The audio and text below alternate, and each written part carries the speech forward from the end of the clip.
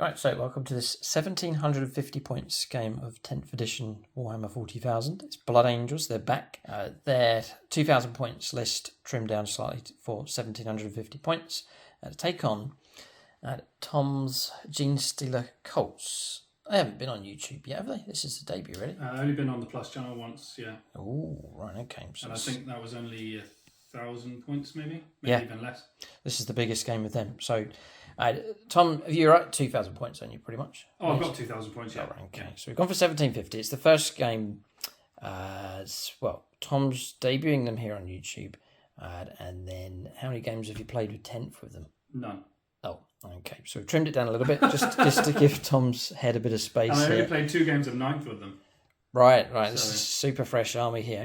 Yeah. It's their first game of 10th. We'll see how they get on in this game up against the Blood Angels here in this fight. So I'll run for the Blood Angels here. Gold level Patreons, big thanks to all the supporters on Patreon. Gold level, we'll call out your name during the battle, and you get a Patronic dice to use at some critical point during the game. That's in all of our battle reports. Silver level Patreons, big thanks to them. I'll call out their names at the end of our game.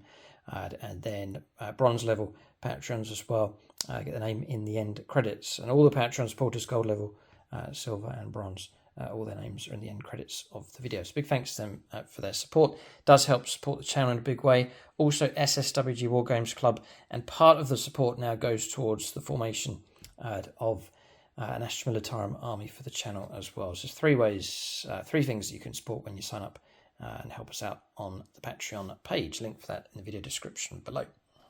So for the Blood Angels, as you can see, it's pure firstborn, no Primaris here whatsoever. I don't currently run the Blood Angels as pure firstborn here. It's a bit of a relic army, but good to see them on the tabletop. We'll see how they get on against. When do you ever see Battle Predators? Exactly, Tom. It's great to see them. It's good to see them, and it's not good to see them with all of my infantry and the amount of shots you're going to get. But it's good to see them. They could do a good job in this game. But I mean, look at I really like such a classic. Yeah. So 2 Battle Predators then, in no particular order. They're in all the equipment for them. So the twin assault cannon, double heavy bolter, hunter killer missile, storm bolter on top as well. So they're well equipped, nice and cheap, 125 points a time. 2 squads of 5 assault marines, bolt pistols, chain swords. Each sergeant has a power sword and inferno pistol. 10 Death Company, all equipped with thunder hammers. And so a nasty enough unit. Then Captain Lazarus Stormhammer himself, so Space Marine Captain with a jump pack, and then he's going to join a squad of 5 Sanguinary Guard, all equipped with their Incarmine blades. They're all taking inferno pistols on those as well. And coming across here, we have the Chaplain, so Chaplain in Terminator armor, Terminator Assault Squad, squad of 5, Thunder Hammers and Storm Shields being taken for those, and then finally a Land Raider. So regular Land Raider, twin heavy bolter, the 2 sets of twin laser cannons. There's a hunter killer missile on there as well, and fully equipped comes with a multi-melter as well. Then have taken a few enhancements for the 2 HQs. So Icon of the Angel being given to the Chaplain. So when you try and fall back from his unit, you have to take a desperate escape test. If you're already battle shocked, then it's a further -1 to that test. So if you try and pull away from these, it can cause trouble. And then for the captain himself, Artisan of War. So in close combat, his weapons are an extra AP -1. And then he has a 2-up armor save. So that's the list here for Blood Angels. One thing about 10th, we've played a variety of sized games. We've played 1,000 points, 1,200 points, 1,500 points, 1,750 and 2,000. So it seems to work well for all the different sizes here. But this will be our first game of 1,750 points for 10th edition. So I'm going to point out the Phoenix Lords here so they can track their units for this battle. So and Autarchs as well. So the higher levels of support and channel membership at Autarch and Phoenix Lord, you get model or unit allocation for all of our battle reports. So onto the 2 Battle Predators here. Paint Licker's Paint Pot on one, and then Vagabond on the other. So those 2 can work together and hunt down the softer Genestealer Cult targets. Mephisto's going to go onto the 10-man Death Company unit. Longbow BB onto the Captain. Andreas Stur is going to act as the bodyguard for him. BPP Wargaming will be the Land Raider for this battle. Michael Fryer who's a diehard Space Marine player, put him onto the Assault Terminators. And then Ray Cross, Chaplain Cross here in this battle. And then finally we have an Autarch. They get allocated to individual models. And so Dylan Moore, Steph Cora Krieg, and Dark Angels player are going to put him onto the Sergeant for the Assault Terminator squad. So that's the top levels of support on channel membership. The most popular would be Aspect Warrior. If you join us on that level, you can join us on the Discord page. You get loyalty badges, and then it cracks open all the bonus content that we have, including battle reports. One other thing to point out, Dev Company and some of the other models here have been painted by Siege Studios. They've done a brilliant job, so you can check them out for your own painting commission work. A link for them in the video description below. That's the list here for the Blood Angels. We'll take a look at the Genestealer Cults army next.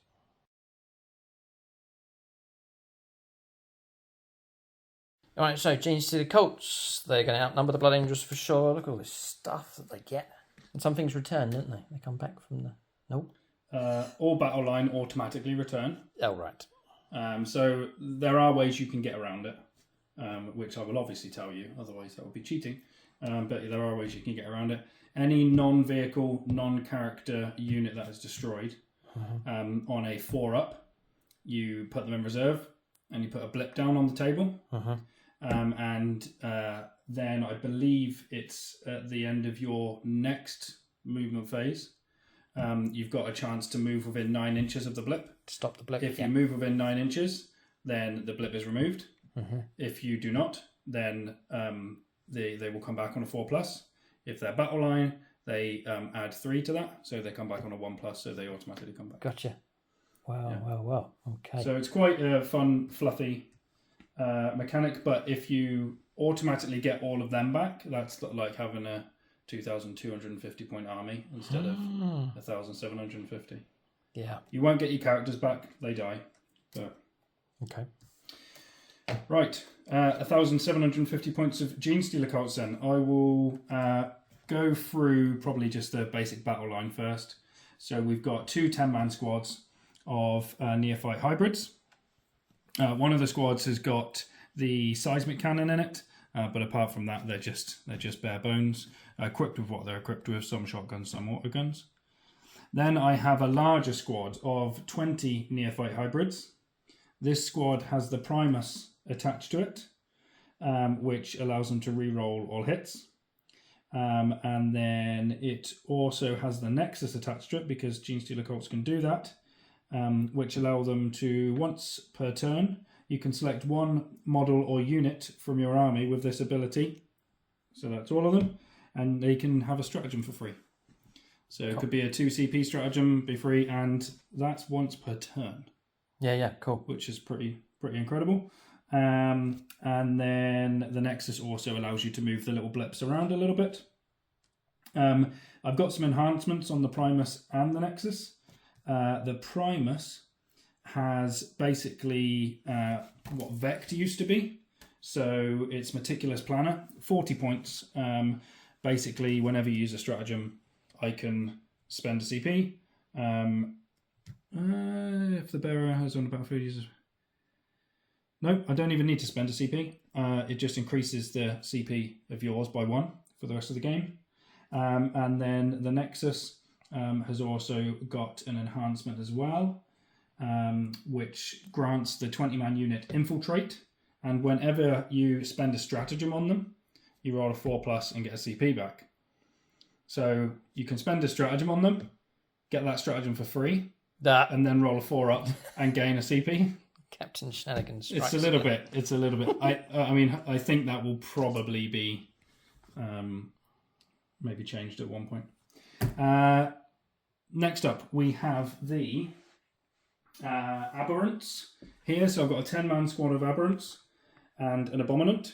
These fellas are pretty awesome. So they're toughness 6. They have a 5-up save, but they have a 4-up feel no pain. I thought it was like a piece of meat. No, it's ripped out a lamppost. Oh, I see. I thought it was like a piece of meat on the end of like a kebab shop. Yeah, it's just roasting it. Sorry, carry on. So they all get a 4-up feel no pain. They're also they're basically Grey Knight Paladins, so they're -1 to wound if your strength is higher than their toughness. and they hit harder than Custodes because their heavy power axes are strength 8, -2 AP, flat 3 damage. Flat 3? And all of them have got them. And they hit on 3s. And they're 3 attacks each, which is pretty incredible. Can they come back, Tom? They can on a 4+, yeah. Oh, no. And this guy, when you kill him for the first time, on a 2+, he comes back as well.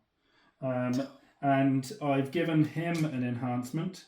Sorry, there's a lot of enhancements I'm trying to keep track of here. And he has, they get a free heroic intervention. So don't have to pay for it. Free. So that's those boys. Then we'll go with the Comiskey Cowboy himself. Chris Comiskey, the Cowboy, the Calamorth. So deep striking shenanigans, targeting characters, mortal wound pistols, which is quite tasty. Then the Goliath truck at the back has 10 Acolyte hybrids in it. With the, I've got 2... You actually painted the crew, Tom. Good for you. 2 heavy mining lasers. And what else have I got? No, I've got 4 heavy mining tools, sorry, in that. And then the Biophagus, which is the sort of crazy looking scientist at the front. He is very twisted, so while he is leading the unit, they all gain lethal hits, so they automatically wound on 6s. This ability is crazy. Once per battle, when this model, so when that medic guy is selected to fight, this model can use this ability. If it does so until the end of the phase, improve the attacks and damage characteristics of its injector goad by 3. And it's already D3. So it'll be 4 attacks hitting on... Oh, that's just crazy. And then once per battle, he can give that whole unit anti-infantry 2+. All right, yeah. So they're wounding on 2+, which is quite nice. What have we got up next? Then we've got a squad of Jackals and a Jackal Alpha at the front. The Jackal Alpha has the enhancement. I've literally bought all 4 enhancements. Nearly spent 100 points on enhancements. Okay, so retract the enhancement bit on here because I can actually only take a maximum of 3. So I think it's only 10 or 15 points anyway, but we'll look through the enhancement here, and Luke said he'll let me drop one of my choice. So that enhancement would have let, if you move within 9 inches of me, I can move 6 inches. Then they have an ability that if that unit moves within 6 inches of an enemy, it can throw its demolition mines. So I could effectively do it in that movement as well, because it doesn't specify what sort of movement. Sure. So once again, a little bit probably shenanigan-y, but that's probably going to be the one that I drop, to be honest, the 6-inch move. And then what have we got? We've got a rock grinder with a heavy mining laser. So heavy mining laser on there, and then all the other bits that it comes with. And then we've got 2 of the Ridge Runners. The Ridge Runners now are critical, I think, in a Genestealer Cult army because they still allow you to get crossfire. So each time you shoot an enemy with one of these, the rest of your army gets an extra -1 AP. Genestealer Cults units make an attack of this target enemy and improve the armor characteristic attack of this attack by 1. The same enemy. Yeah. So if I hit one of your units with one of these, then the rest of my army gets an extra -1 AP against it. And the good thing is I've got this little boy with a mortar that's indirect, so he can just sit at the back and pop the shots off and pick from there. Very good. And then I've also picked on these ones to have the spotters. You can have basically the little auger ray survey augury, I think it's called, which allows them to ignore cover as well. But I've gone with the 3-up BS instead, just to help me with the hitting.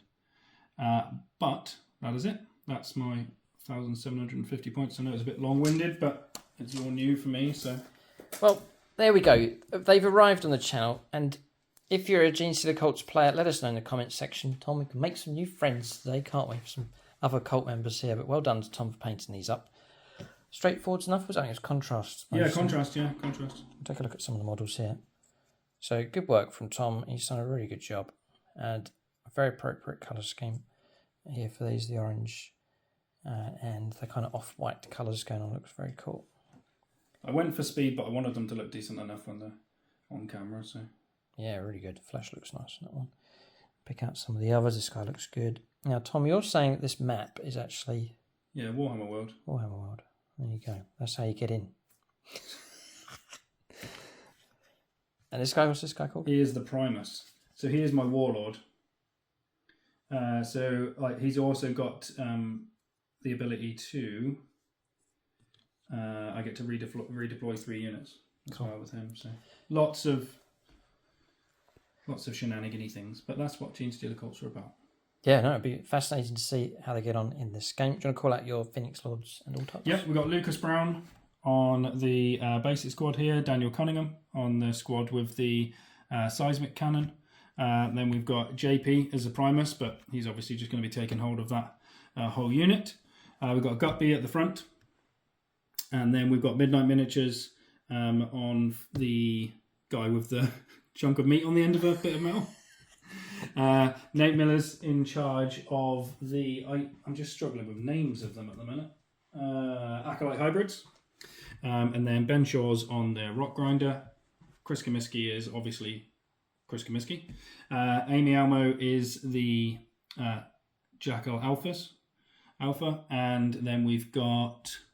Ite Miara. Yes. I think it's pronounced. As the leader of the bikes. Yeah, new Autarchs joined us, so welcome to the battlefield. Okay, so that's the list here for the Genestealer Cults. I'm going to watch with interest to see what these can do and how they get on. I'm sure many of us are familiar with the way Blood Angels work. That's sort of a known quantity, but here for Genestealer Cults, this is new territory for us here. So this should make for an interesting encounter. And Tom's saying a lot of this stuff can be recycled. So Blood Angels, they can chew through stuff here, but this could be a bit of a recycling centre going on in this game. All right, that's Tom's list at 1,750 points. And big congratulations to him for the brilliant progress that he's made with this army.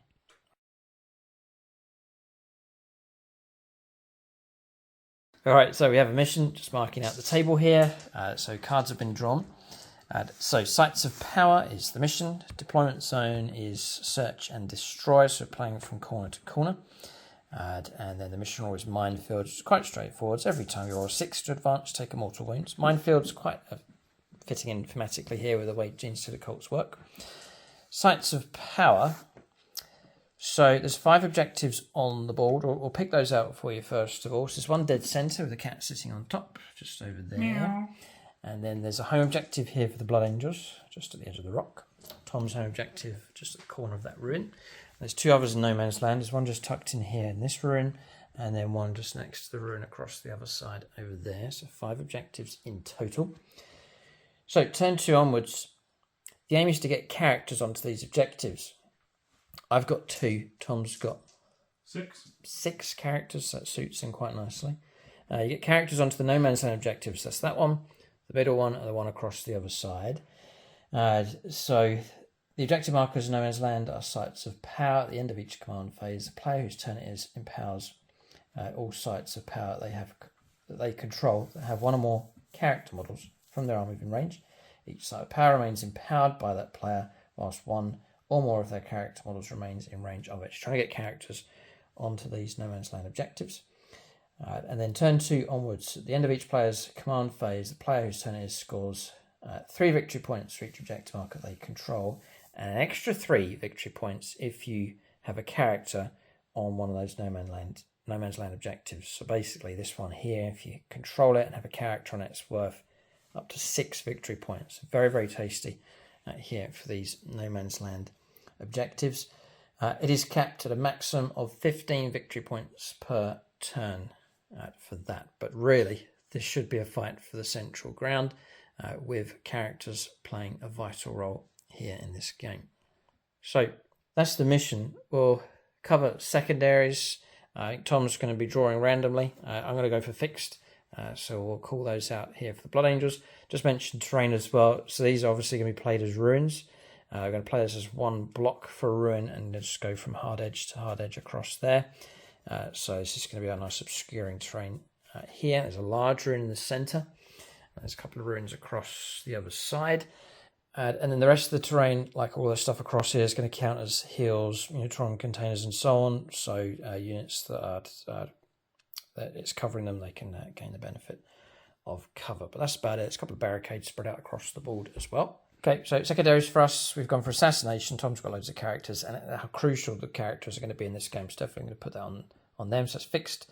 And then behind enemy lines as well, is trying to get units into Tom's deployment zone. So that's secondaries chosen. Tom's going to go for the random draw for his secondaries in this battle. We'll now start alternating placing units on the board next. I just mentioned battle mat and terrain. So battle mat is from gamemat.eu. Swamp, this one's called a swampland. 60 inches across by 44 inches depth-wise with this one. Mouse mat material, so figure friendly for when models land it nice and soft. And then nice and quiet for dice rolling as well. That mat rolls out nice and flat. And then the main terrain features on this board is the Gothic Ruins set, again from gamemat.eu. It's pre-painted terrain available from them. So you can check out gamemat.eu for your suppliers of battle mats and pre-painted terrain sets. And the link for them is in the video description below, along with a discount code. Right, on deployment here, Tom's just making the finishing touches to his deployment here. He's actually thinking out what to do about these because of their anti-infantry ability. Battle Predators can go 12. They can reroll their advanced rolls, and then their weapons against infantry all turn into assault. So they can stretch out quite well, unleash some decent anti-infantry firepower. So Battle Predators gone here. They have names as well, by the way. I named them all. Jeff and Bob. No, Tom, not Jeff and Bob. Mikalos. Brother Mikalos here on this one. And then behind him is the captain with the Sanguinary Guard. I reckon I should have brought those in from reserve, but I've put them on the board to go hunting straight away. Death Company here at the edge of the ruin, peering in, getting ready to head off in that direction. The other Battle Predator here, Brother Gideon at the back on the home objective. And then the Land Raider across this side, and inside that is the Chaplain and the Assault Terminators. 2 assault squads into reserve as well, so they're going to deep strike in turn 2 onwards. Then Tom's deployment around this side of the board. He can point out some things here for us. Ridge Runner at the back. So the Ridge Runners have both got scout moves, so they move 9 inches before the game. Then I've got a Rock Grinder here with a squad of 10 of the Neophytes at the front. I've got the Aberrants and the Abominant here. The truck has got the Acolyte Hybrids in it and the Biophagus as well. Then I've got the bikes at the front, so the Jackals and the Jackal Alpha and the Wolf Quad and the Ridge Runner. All of those have got Scout 9 as well, so they can move around as well. My large squad, JP's large squad, has got Infiltrate, so they can infiltrate up. So they've moved up a little bit further. And I think that's it, apart from having Chris Comiskey in reserve and a 10-man squad of Neophytes in reserve as well. You can't expect the map guy to be at the back, Tom. I know, yeah. He's at the front here, but just if he's happy carrying enough. a massive... Well, luckily, hopefully it's hovering around with him. Okay. But maybe he's calling everyone to relocate. Tom's got there's a lane going to the left here. Tom's drawn across in this direction. I don't really want to go down that. Oh, the Land Raider. alley. Right, Yeah. I see. Right, gotcha. Okay, so that's deployment done for both sides. Any infiltrators, the gunslingers infiltrating? Yes, he's deep striking in, and the 10-man squad's deep striking in. Okay. All right, so deployment's done. Part of my unit choices here for Blood Angels is like picking units that smash through stuff, like when we were playing against Mike's Black Legion. It's great picking strong fighting units, but now we're up against a different kind of foe here with swarms of infantry and hordes and smaller units to try and deal with. So whether we're cut out to do that well enough, we'll have to see.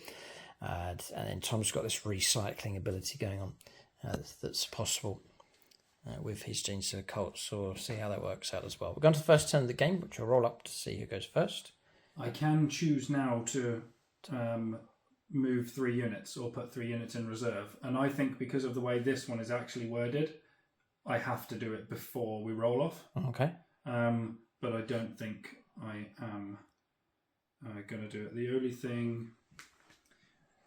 Yeah, the only thing I might change slightly is just the positioning of this guy, because I don't want him being shot down the alley by the Land Raider. Got it. And then may possibly move the rock grinder up, because you've got line of sight with the Predator there as well. Okay. Right, but that is all I'll do. So just removing those two. Yep. All done. Yep. Oh, Frank. Where is Frank? Where's Frank? One day Frank will become a corpse like the rest of the Blood Angels. Excuse me, Tom. He's still alive and once again. He's next to your command squad. He's in there. He's in the shadows. Look, the arrows on there are pointing that he's in the building, so that's where they're going. Okay, there we go. That's the battle. Flush out Frank. Okay. Here we go. I'm Xenos Filth. After you, Tom. 1. A 4. Yes, we go first. Is that good? Possibly. We get to move out. We do have some firepower here for the Blood Angels. We go on to the first turn of the game. It'll be the Imperium that takes the fight to the Genestealer Cults. If we can find them, we'll go on to turn 1. The Blood Angels next.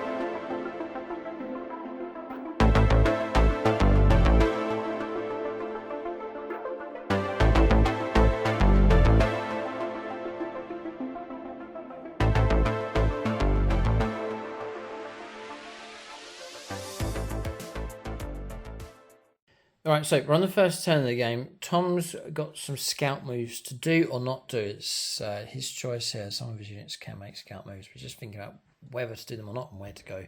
We'll let him make these moves before the Blood Angels make their move. Alright, so movement done for the Blood Angels. Didn't need to as such advance here with the Battle Predator. Just swung it around 12 inches. We've got ourselves some targets. Tom's been had his finger on the CP here for Overwatch, but hasn't triggered that thus far. Sanguinary Guard advanced, jump and advance and tucked in behind here. We'll see how much that protects them. Battle Predator's moved off the objective to get range to fire up in this direction as targets that it can see. Death Company have swarmed onto the objective in the middle. Land Raid has emptied its contents here, disembarking, moving and advancing onto the objective of the Chaplain and the Terminators. Wouldn't usually do that with those, but I'm trying to get a character onto one of the No Man's Land objectives just here for the mission. And then the Land Raiders pushed up, tapped into the ruin here so that it can see through and be seen through the main ruin there in the middle. Number of targets that it can see with its las cannons. That's movement done for the Blood Angels. They've made a bid to go after all 3 objectives. Is it wise to spread out? We'll have to see. We'll go on to the shooting phase next. Tom's trying to play a stratagem here. We're not sure if it's going to work. No, I was cheating. I can't do it because they're not Genestealer Cults infantry. What's the stratagem called? It's called One with the Darkness. Right, so it can be used on infantry here. These are bikers, so it's not going to work. But It means that you declare a target, you go to shoot at it, Tom pays the CP, plays the stratagem, and it means you can't shoot at them. And we reckon, do you still think it's that you declare it and then you can't shoot at something else? That's what it says there. I think that's very strong, and I think it maybe needs, once again, another sentence, just like the Grey Knight one. But that's how it reads. Okay. Cool. All right. But it's not going to apply here anyway. We're going to go after the bikers. Tom's checking to see if there's any other kind of stratagems that might help them out.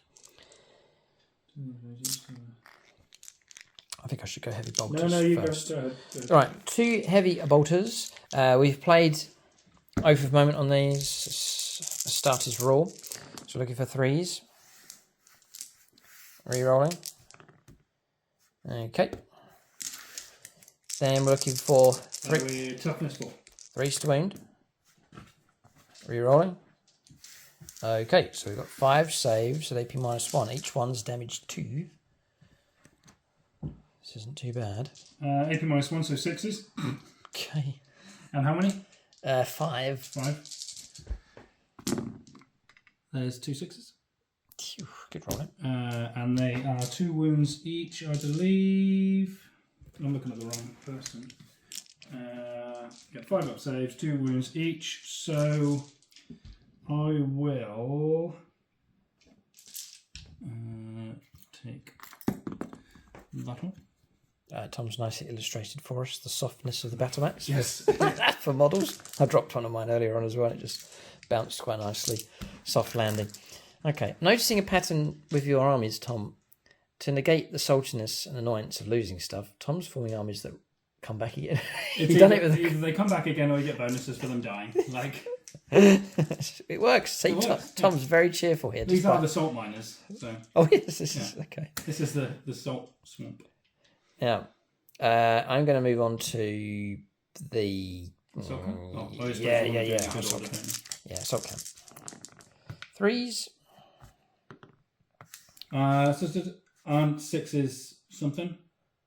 Are they devastating or are they sustained or something? Yeah, that could be with heavy bolters. I'll have to check that one from earlier on. You're correct on that one, Tom. I don't think we're sustained here for the twin assault cannon, but it is devastating wounds. So yeah, we'll go 3s. So wow, 3 mortals, nice. And 3 saves at -1. Yeah, I'll leave that. I don't know if you're on -1 anymore. I think they took that away. So I'll go fish. And nice. So just the 3 mortals. Huh? yeah, 3 mortal wounds. That was. Squad's taking a beating here. Remember, this one's the character model. Take. What have you got left? A hunter killer missile and also a storm bolter. Okay. I'm just wondering what to take on the wolf. Yeah, I'm going to take 3 mortal wounds on the wolf. Quad, so it's got 1 wound left. Okay, interesting. Let me just check. Get 4 wounds, so 3 wounds taken. Sustained hits, 2 came through. Before Tom allocates those wounds, I'll just see if I can wound with these. Snake eyes. And then reroll. 1 wound comes through. -1. So -1 is another one dead. And then now Tom's got the 3 mortal wounds, which may well just go on to the same model. Yeah, 3 mortal wounds. I will. I don't think anything's better about the quad, really. Toughness is the same, it's just the wounds. And you've got.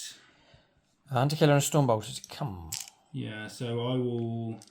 Yeah, I'll just stick it on the quad. Don't mind it. It's vagabond shooting here. Good stuff. And it's Bravo Mikolos. Okay, so we'll go for storm bolter. And now we'll try and wound. Yeah, no. Yeah, 1. No minus. Normal save. Good. Okay. So what's the odds of these coming back? 50-50. Duh. And 4 up. Yeah. And there's an annoying thing about to happen here, Tom. That character's Still going to be alive. Still going to be alive. Yeah. Duh. Okay, I didn't expect to get through as many. So okay, we'll go for the hunter killer then. It's been declared, and that's a hit. 2s. Yep. And AP minus. Ugh, -3. God, it's quite good. Dead. Invuln save? No. And just don't roll a 1. How many damage is it? D6. No way. Yes, way. All right. So survive. CP, no? Yeah, oh, it's to kill a unit. No. Just to stop the recycle, I think. It might be more profitable just to leave them at that state. Yeah, okay, I'll think about this one. Yeah, I just checked. It's the new Autark Miara. I'll leave them. I think tactically, I'll leave that emaciated unit on the table as opposed to Tom having a chance of bringing the fresh unit on. So therefore, you'd have to do some kind of banzai charge to get the unit killed. Yeah, I could do mortals if I finish within. They can throw mortals, but like demolition charges, I think. But I think it wouldn't be as effective if there's only one of them left, really. Yeah, I think I'll leave it at that. Okay. And save the precious CP. Okay. Right, next we've got firepower from the second Bow Predator here. So Brother Gideon. It's Paint Licker's Paint Pot in command. There's some targets across here. So the small arms firepower is going to go into here. The Stormbolter and the Twin Assault Cannon. I will spend the CP then on them to make them untargetable. Alright, fine. Well, that's that gone. Okay. And the Hunter Killers, or the one Hunter Killer and the Heavy Bolters going into the transport here. That's the Rock Grinder, that one over there. That's yeah, this is a transport, that's the... Okay. Yeah, just off camera. So Tom paid 0 CP in the end because that's built into that unit. Yeah, so the... Once per turn, you can select one model or unit from your army with this ability as the target of a stratagem, and if you do so, basically it doesn't cost anything. Yeah. Battlefield analysis from the Nexus. So that's like a Space Marine Captain, really. It's the same kind of ability. Yeah, it makes them one with the dark. So all of their little lights that they've got glowing, they just switch off and disappear. So you can't see them. Cool. Okay. So we will go for the Heavy Bolters. I'll give her 3s. I presume 5s to wound. 6s. 6s. C10.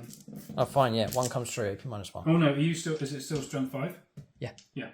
And they're not twin linked or anything, are they? No. No. So just. Oh no, I'm toughness 9, so it is 5. So how many was that? Just the 1. Just the 1. Oh well, goes to 2 damage. Yeah, missed a sustained hit. So try and wound here. Another 1 comes through. Another 1 save. And 2 more wounds, dropping down to 6. And then the Hunter Killer Missile, looking for a 3. And that's missed, and we'll leave it at that. Yeah, so Land Raider firing through. I'm going to do all the Heavy Bolters into the Ridge Runner, and then all the heavy weapons, that's the laser cannon shots and the Hunter Killer Missile into the transport vehicle. So we'll go Hunter Killer Missile first of all. Hold over Patreon here. I'm trying to make sure his target goes. This is Andrew Swan, Ultramarines player. 3's hit. 3's for a wound. No. We'll turn to the laser cannon, see we'll stick with Andrew Swan. So 3's. Okay. Then Still 3s. 3's to wound. They've all wounded. I was going to check to see if we're twinning, but they've all gone through anyway. And these are going to be AP -3. So I've got 3 up save, taking us to 6 up, and then cover. Yeah, cover, yeah. So 5 ups. Okay. So 1 saved, 2, 3. Okay. I think that's... It's going to go 2d6 plus 1, isn't it? Mm-hmm. So double 1. Almost. 5, 6, 7. Good. Just about done it. Yeah, just about though.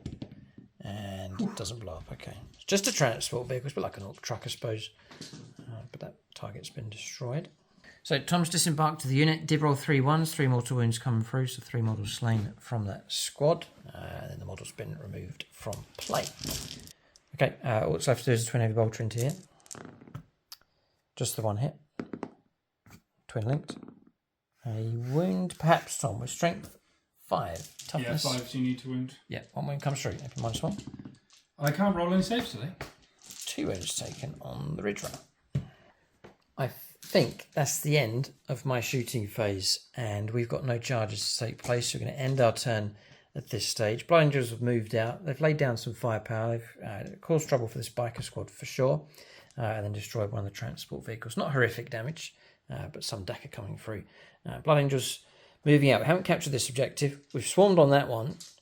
As to how much attention they get from Tom's force, we'll have to see. And then way over here on this quiet flank, Terminators are disembarked on sentinel duty on that left-hand side. We have abandoned our home objective, though. End of turn for the Blood Angels. Move on to turn 1 now. A debut turn on the channel here on regular YouTube for Tom's Genestealer Cults. We'll let them make their move here. Their turn 1 coming up next.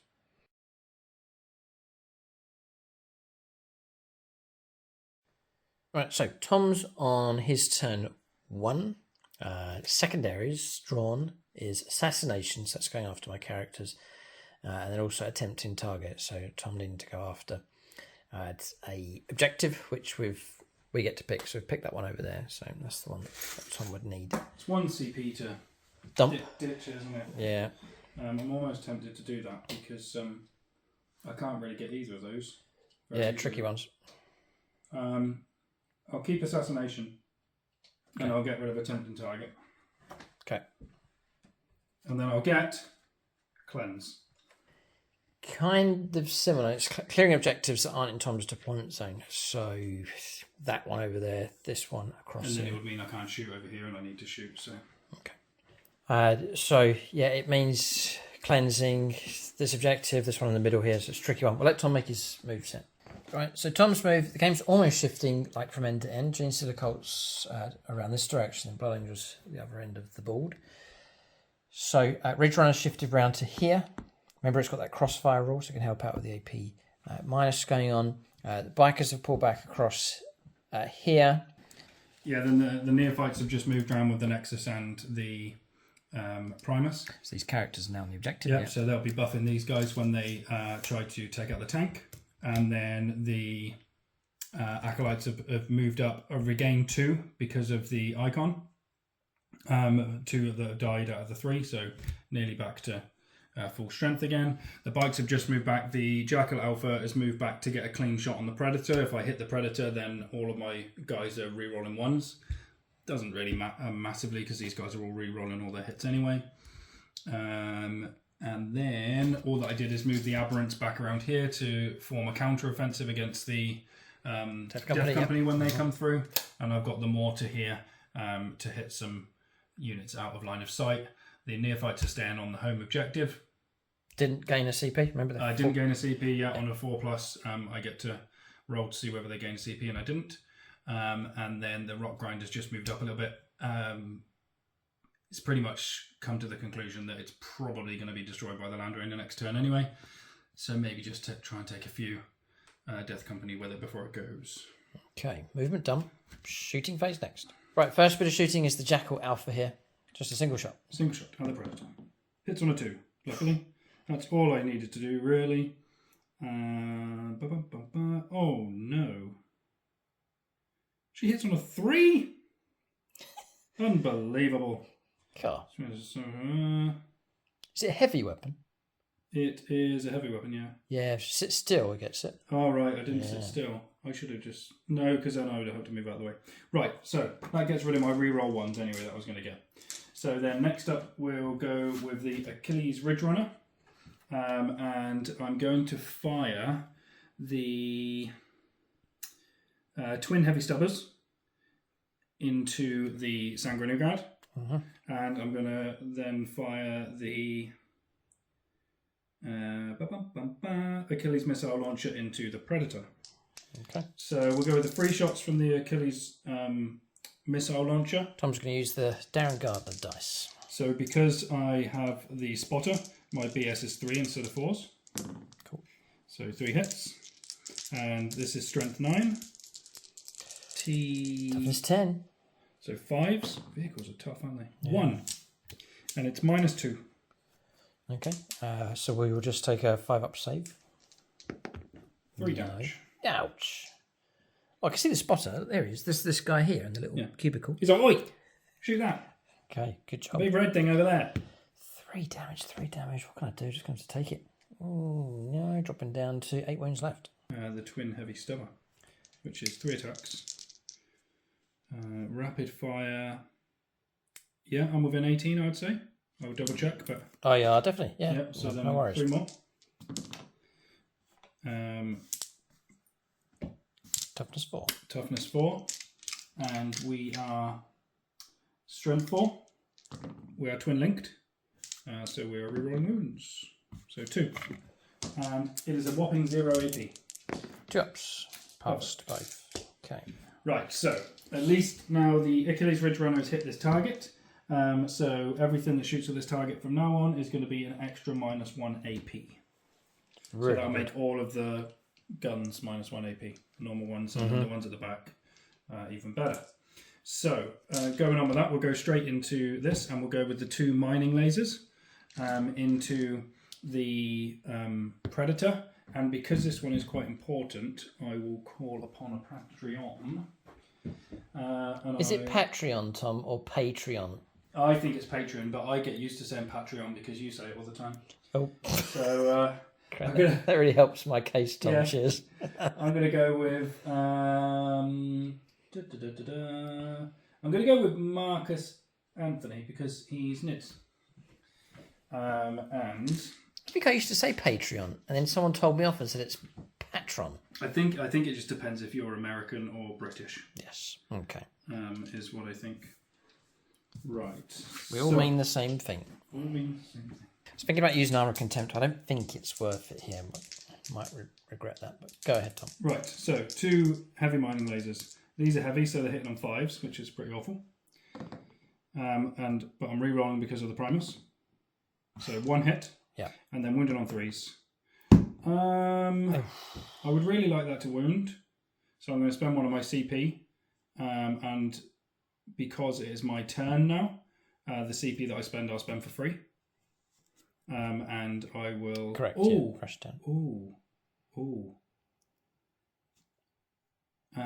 Right. That's rolling to hit, isn't it? That's rolling to win. No. I'm going to spend... That's rolling to hit on a 5. Yeah. I'm just thinking I have actually got a stratagem I may use, but I would need your permission because it needs to be when I'm about to shoot. That's okay. That two is a wound, yeah. So what's the name of the stratagem that you played? Coordinated Trap. So it's pick 2 Genestealer Cult units, which I pick this unit and this unit, and then 1 enemy unit, the Predator, because it's the only one that we can see. Because I target this unit with a stratagem, I'm using the ability to make the stratagem cost nothing. And then I'm getting +1 to my wound rolls. So 3s will go to 2s. 2's 20 is a wound. Yeah. Gotcha. That's okay. And then I get an extra, these are really complicated, and then I get an extra AP because these hit, so they're AP -4, which will go straight through. Yep. Yeah. And then these are D6 +1 damage. I reckon I do get a bit of cover across here, so it's going to be a 6 to maybe try and block this. This could be Patronic time. The Eldar. If it's an Eldar's Ice, it could just be an auto 6, no? Well, no, he'll just roll up. only once per phase. No, all right. So that goes through whatever the damage is. 5. Oof. Yeah, D6 ouch. +1. Ouch. Okay, down to 3 wounds left. Are you within 12? So Tom's fired these 2 mining lasers. I'm guessing those are the mining lasers. Yes. And then we've got 2 seismic cannons next at the back. I'm definitely not within 12. They are rapid fire, but so the seismic cannons, I am getting 4 shots each. Hitting on 5s again. I'm re-rolling, luckily. Whoa. This is why it's not that overpowered, the re-roll on these, because they are not very good at shooting guns. Almost walky. And then we are wounded on 5s. But +1, so wounded on 4s. Yeah, that helps. And these are AP -2, so you will be at AP -1. 4 ups. Oh, we blocked both. Oh dear. We're still alive. 3 wounds left. And then we have all of the chaff guns to shoot at you. Okay. These guys are Must be hitting on on 4s. 4s. Yeah. Cool, that helps. And they are going to be wounding you on 6s. On 5s. It's +1 to the wound rolls. So these are 3 at -1, so still 3s. For cover, yeah. Block I'm them not all. taking this thing down. Games Workshop's adjustments for 10th edition for vehicles has worked. Vehicles are now an option for sure. Just that little bit tougher. Not ridiculously, but you do notice significantly. tougher. They do more what they're supposed to do, really, like against small arms and things. Yes. Right, so we've got one grenade launcher. I'll fire a crack. Hits. Strength 9.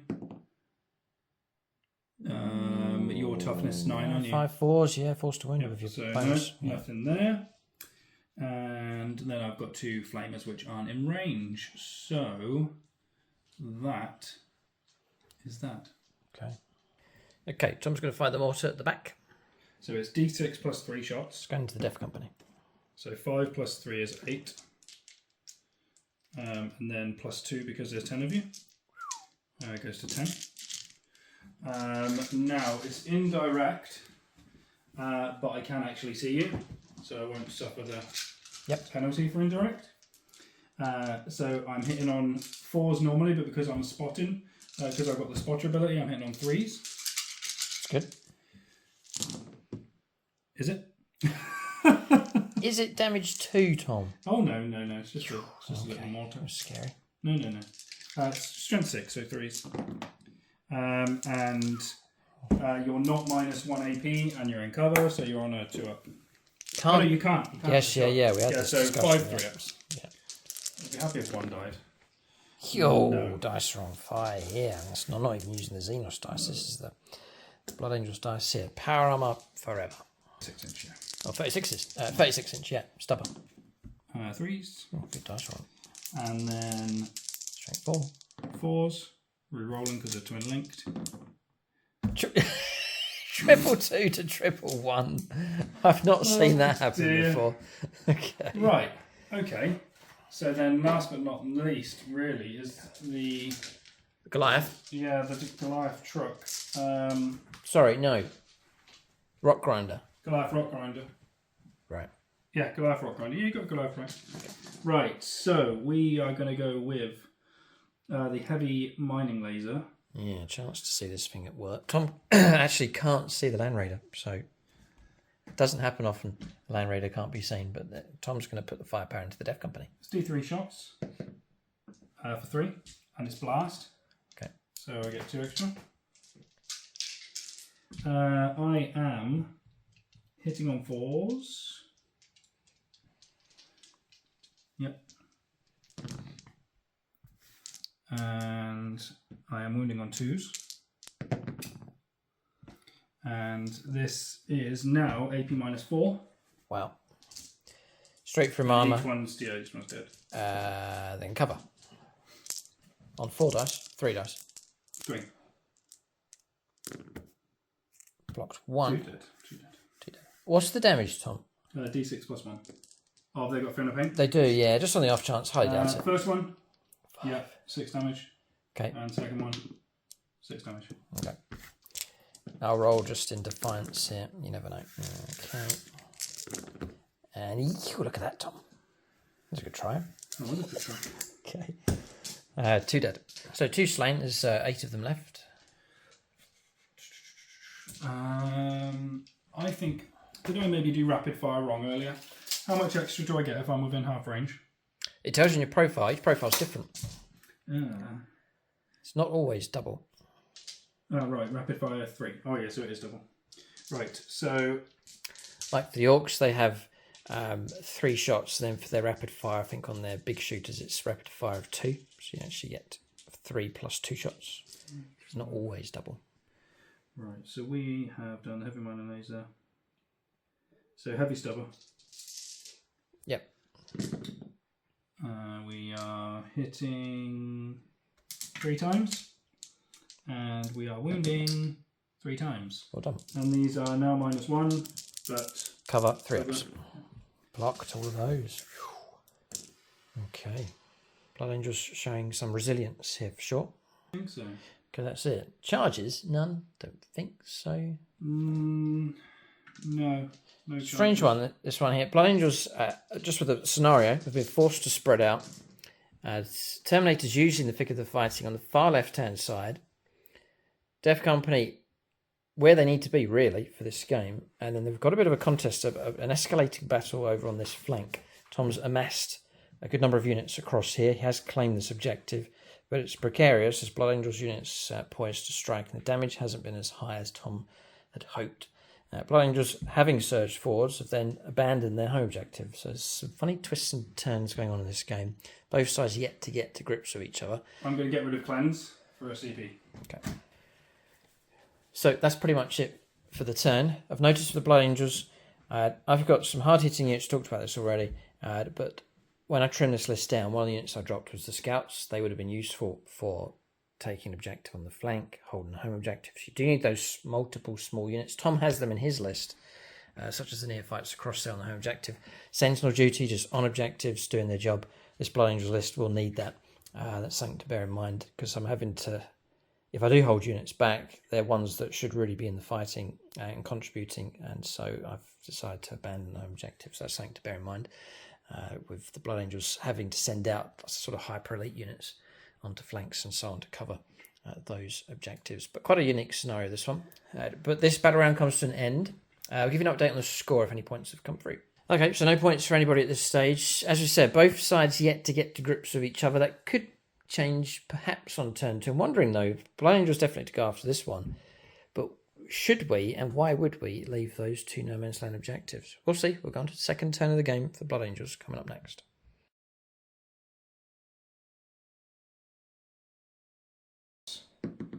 Yeah, I gained another CP as well. Okay.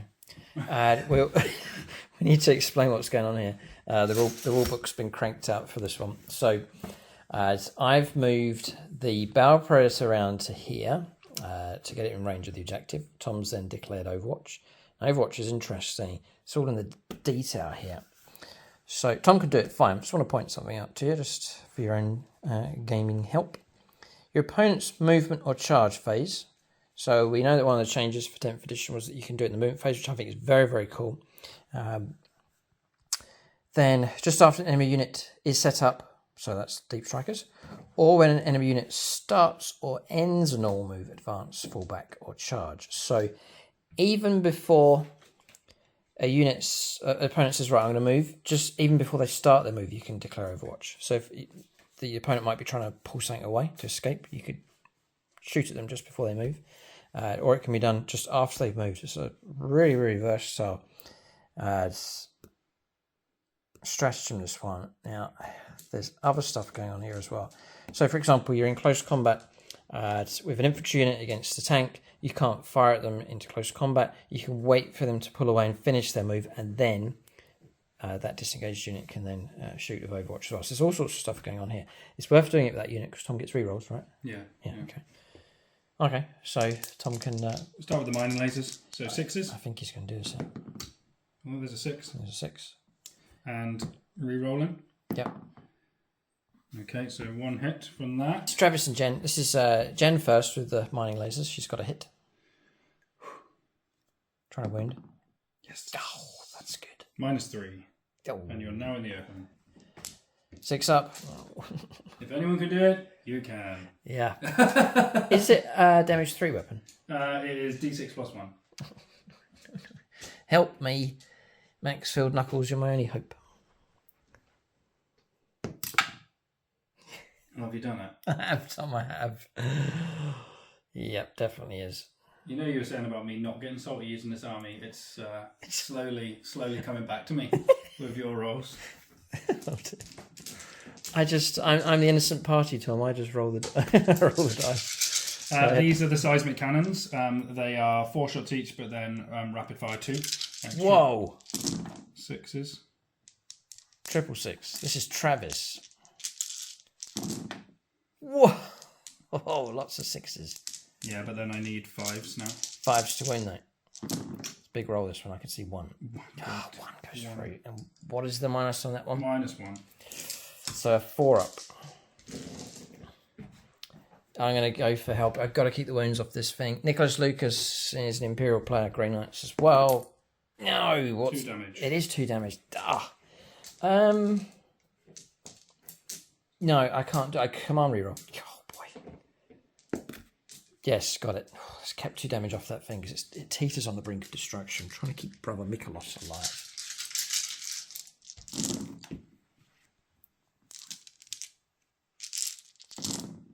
This is the small arms. Yeah. There's a ton of wounds or hits coming through. I need 6s again. And I've lost my extra minus AP, so nothing. Nothing. Okay, ting, ting, ting. And then... Oh, flamers and shotguns? 2 flamers. Small arms is all shotguns and everything, so... Okay. 2, 4, 6, 8. Nothing. Okay. Yeah, it was that 1 mine laser I needed. Yeah. It was worth a go for sure, but managed to keep their whales against the odds, rolling up that 6. So we've kept the Vagabond Bow Predator alive. So we'll press on with the rest of the movement here for the Blood Angels. So, previously, we jumped across here to try and avoid that very thing, the overwatch from these, with the Sanguinary Guard. They've landed in the ruin just there. Then pushed up with the Bow Predator around here. Rolled a 4 for an advanced move. Its weapons count as assault against infantry. So it's pushed through in that direction. We have completely abandoned our home objective now. But we're in the middle of movement here. We've still got some movement to come. So the rest of the movement, I have kept the Death Company where they are. So we've left them on that central objective. It's not like them to sit, but again, just for this mission, we'll hold them there. At end of the turn, there's a bit of movement around the other side. End of the turn, I've brought in, or end of movement phase, I've brought these in from reserve. We've kept 1 unit of Assault Marines yet to arrive. Bear in mind, our fixed secondary is behind enemy lines, so that's tricky at this stage. We're going to hold those in reserve just in case we can do it. And that's to reclaim our home objective. At the end of our command phase, by the way, 9 points picked up, I reckon. 3 points holding that objective, 3 points holding that objective, and then an extra 3 points because there's a character across there. So then around this side, shifting across, just trying to keep up the land raid a little bit, but trying to keep the OC control on this objective across here. These again on patrol, and then the land raiders pushed up 10 inches, can see through in this direction. So that's movement done for the Blood Angels. They formed like a red line across the diagonal of the board. We'll go into their shooting phase next. So there's one observation I've heard. I've heard it a number of times about 10th edition. You need anti-armor stuff. We're seeing it here, I think, with the Blood Angels is multiple vehicles. What do you reckon, Tom? What's your take on? What's your vibe going on? Well, I think your Predator should have been dead 3 times over already, probably. So, yes. I think I've got anti-armor, but I don't have anti-Luke dice rolls. So that's my one thing. Collect Eldar, Tom. Although, to be fair, I say I've got anti-armor. I don't know how I'm cracking the Land Raider. Right. So I'm not sure. And that's back to how it used to be. A number of editions ago, Land Raiders were tough. They were the main thing to try and bring down in games. They were a bane, and they've gone back to that where they are a bit. But I like that. I do like that. Yeah, it's good to see Land Raiders being tough again. Okay, we'll go on to shooting phase next for the Blood Angels. So across the other side, the Land Raider's going to fire into the Goliath Rock Grinder. We'll go after him. Everything we have, can't see anything else. 10-inch moves, we can completely go around that corner. We'll call upon Michael Fryer, Space Marine player. Will be happy enough to direct the firepower from this thing. We'll go for las cannons first of all. 4 shots in total. I did vect your, well not vect, but meticulous planning your command reroll, so it's going to cost you 2 CP to command reroll from now on. Okay, that's a good move. Looking for 3s, no kind of rerolls available. 3s to wound, I would imagine. Yes. 1 comes through. Come on. Oh, do you want to spend 2 CP on that? Oh, Tom!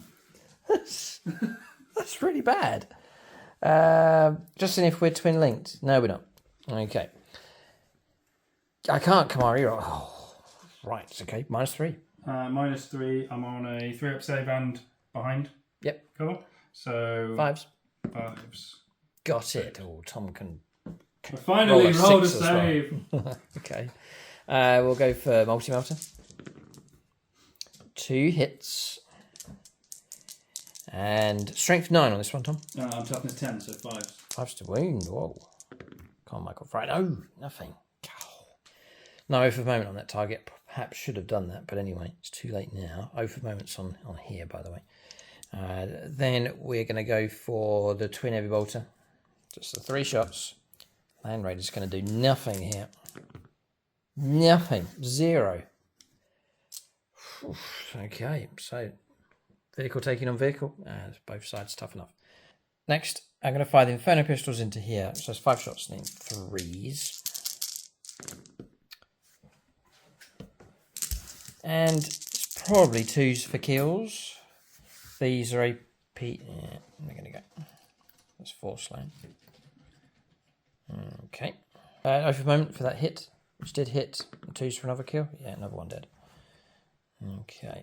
Okay, Tom's got this sneaky stratagem where he can play, can't shoot at a certain unit and so on, so I've got to watch out for this. So I'm going to direct my firepower across into this, everything from the Bow Predator.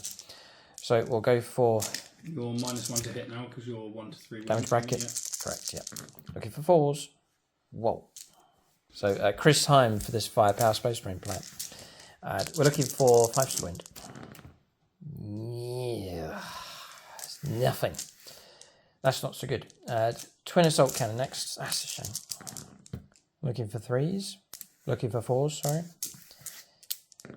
5 to wind. Snake eyes. Rerollable. Twin linked. Nothing. Toughness on you? Must be. 7, I think it is. Yeah, it's okay for strength 6. And Stormbolter, we are whiffing here. Looking for 4s. Yeah, C7. Nothing again. Another vehicle just does nothing on the board with its firepower. Going to fire everything from here into the neophytes. Neophytes at the front? Yeah. And you're all AP minus... 0 or -1. What could you do? Go to ground. Go to ground. Go to ground, yeah. Yeah. Gain cover, yeah. Because I'm not really in cover at the minute. Mm-hmm. Yeah, I'll go to ground. Okay, for a CP. I've got plenty of CP available. I've got 2 left. Tom's got 4. Looking for 3s. Looking for 2s. Because that's strength 6. So saves here of +1 for your cover. No minus going on. 2. So well done. That's worked, yeah. It's 1 slate. Stormbolter. 2 more saves of AP 0. 2 go through. And finally the heavy bolters. 3s. We advanced, by the way, but our weapons all count as assault. It's a Bow Predator. 4 wounds come through at AP -1. Tom gets cover, blocks 2. Well done. 2 more slain. Okay, we're chipping away at that unit. AP -1? Yeah. So a block 3. Okay, fine. So just 1.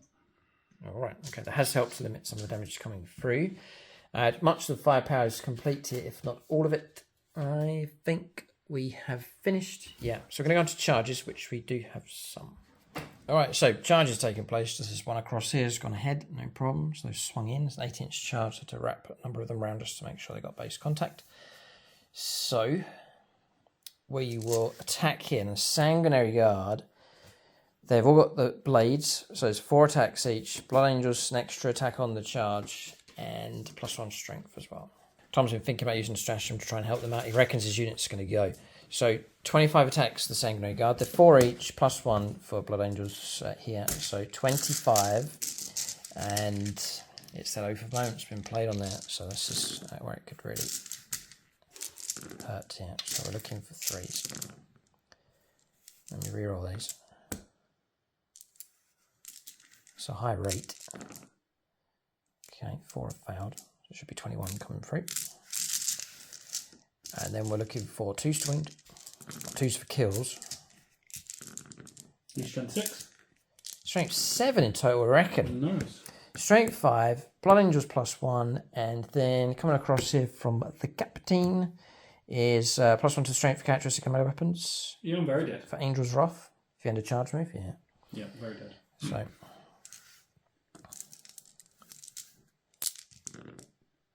20. So we're going to get through to these characters. Not sure if they've got any kind of invuln saves going on. 3, 4. Well, there's 15 straight away because 5 are already dead.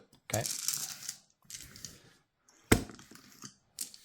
Okay, so that's 15. So then what have we got left? So there's 5 now at AP -2 and damage 2. Right. And then we've got the Primus and the Nexus. So Nexus has no invulnerable save. Okay. And is... So how many damage? 2. 2. So take 2 away for the Nexus. Okay. He's dead. And then 3 5-up saves. 4. 5-up invulnerable saves on 4. Mm-hmm. Sorry, he's 3 wounds. Yeah, so he would have taken 2 lots. Got it. Yeah, okay, just take Yeah, this one. so then I've got 3 5-up saves. And 2 go through, and I'm only 4 wounds. Okay. Oh dear. I think that's it. The captain was still... I'm going to command re-roll. Oh, no, that wasn't it. Sorry, I fell out my hand. I'm going to command re-roll the save, I think, on there. Oh, the captain's still to go? Captain's still to swing. Oh, right. And he's re-rolling the whole lot. And he's going to be on... No. About 6 attacks. Hitting on... Oh, the glory of oath. Yeah, Oath of Moment smashing its way through. Okay, so they've cleared their target. I've consolidated back towards the objective a few inches, and that's completed that. But clearing their way through here, over on this flank, for now at least. And I placed my auto blip in the corner here. And when does that happens just straight away, does it, Tom?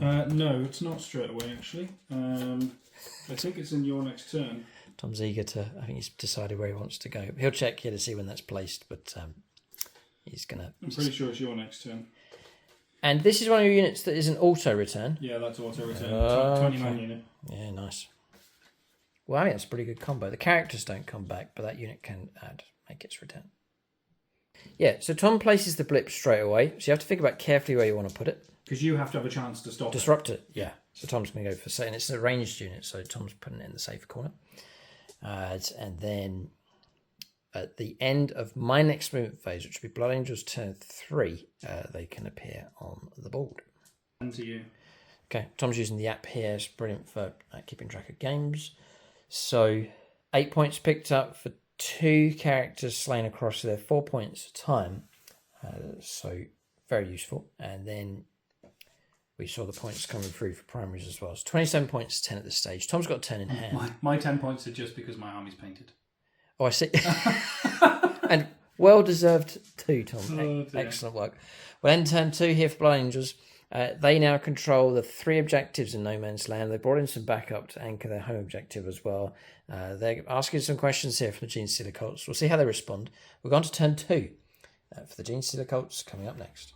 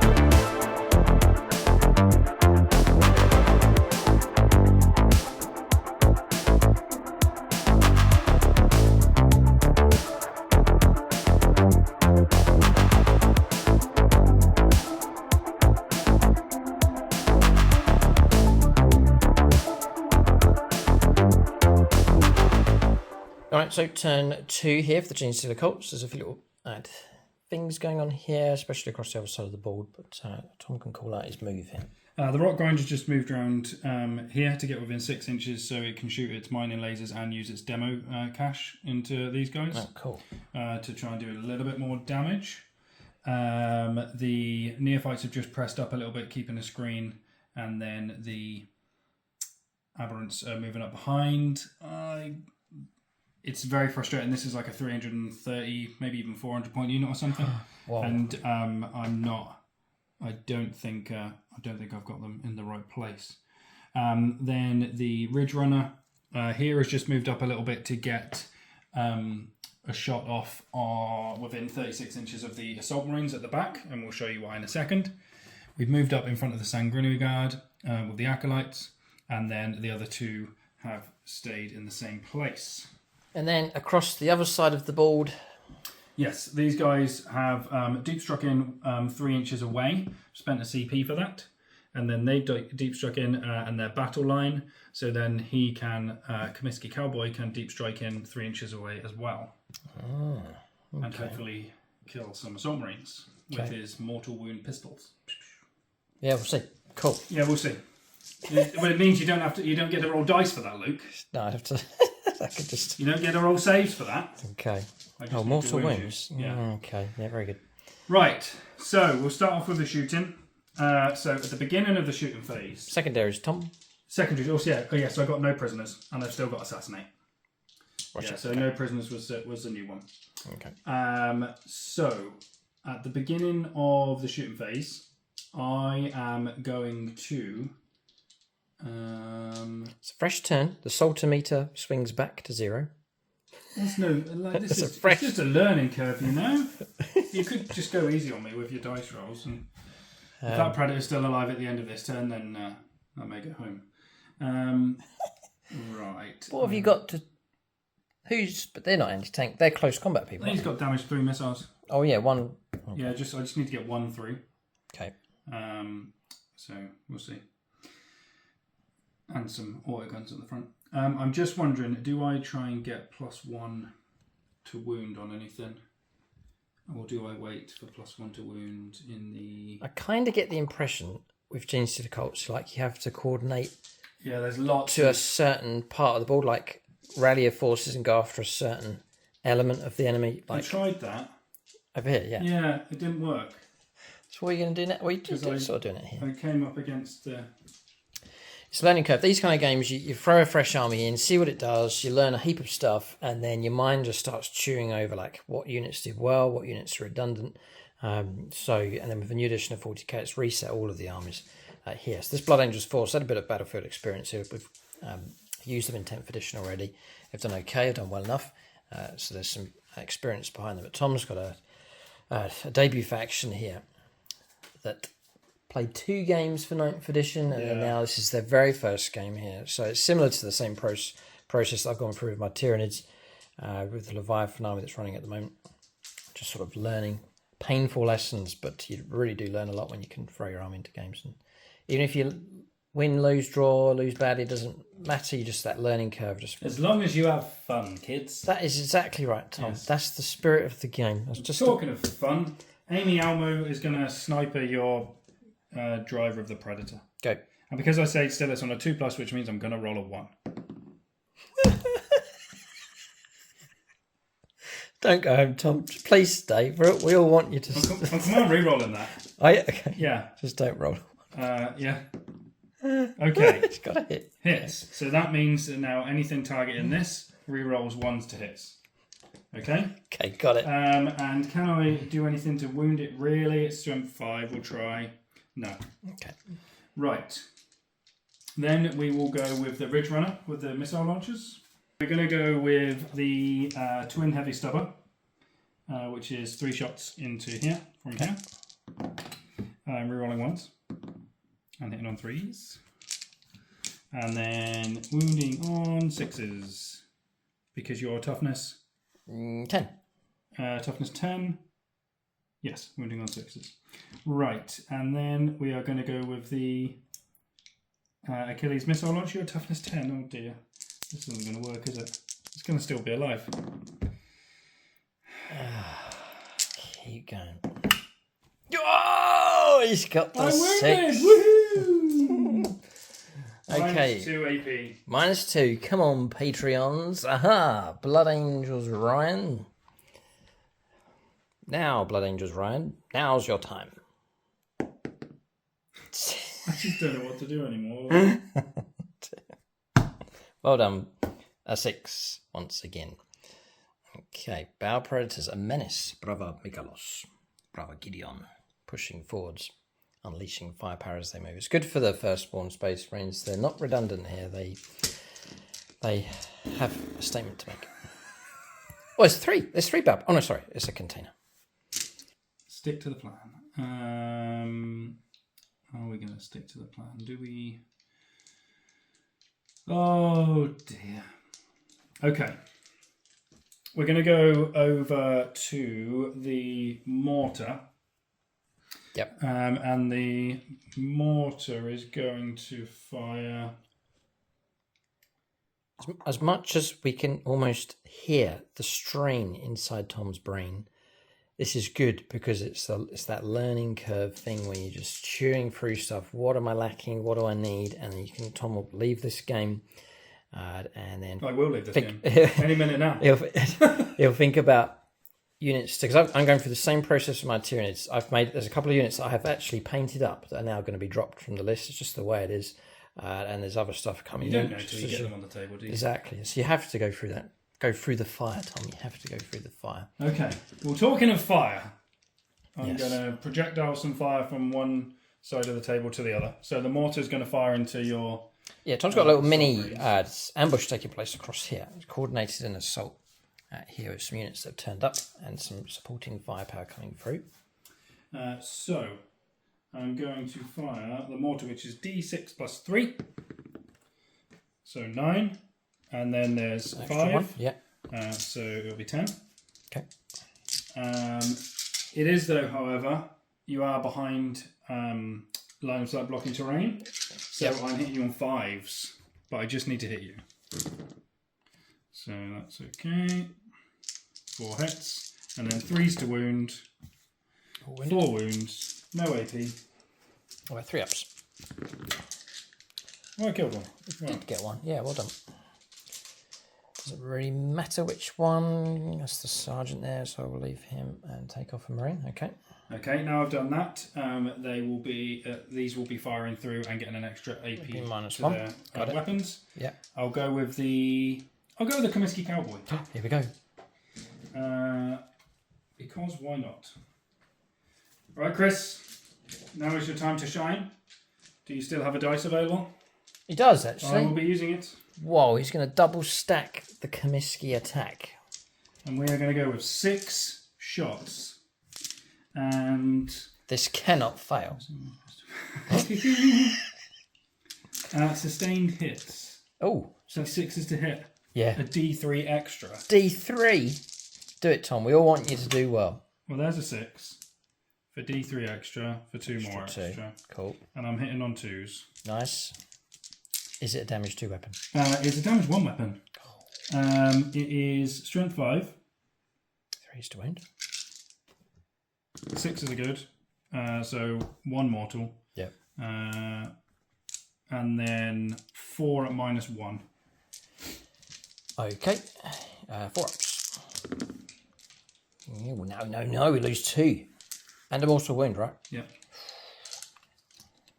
Ouch. That's a Comiskey Cowboy. Yeah, he's just brought down 2 from that posse. Right. And then we'll go with the seismic gun. That is 4 attacks and then 2 for being in... Seismic gun.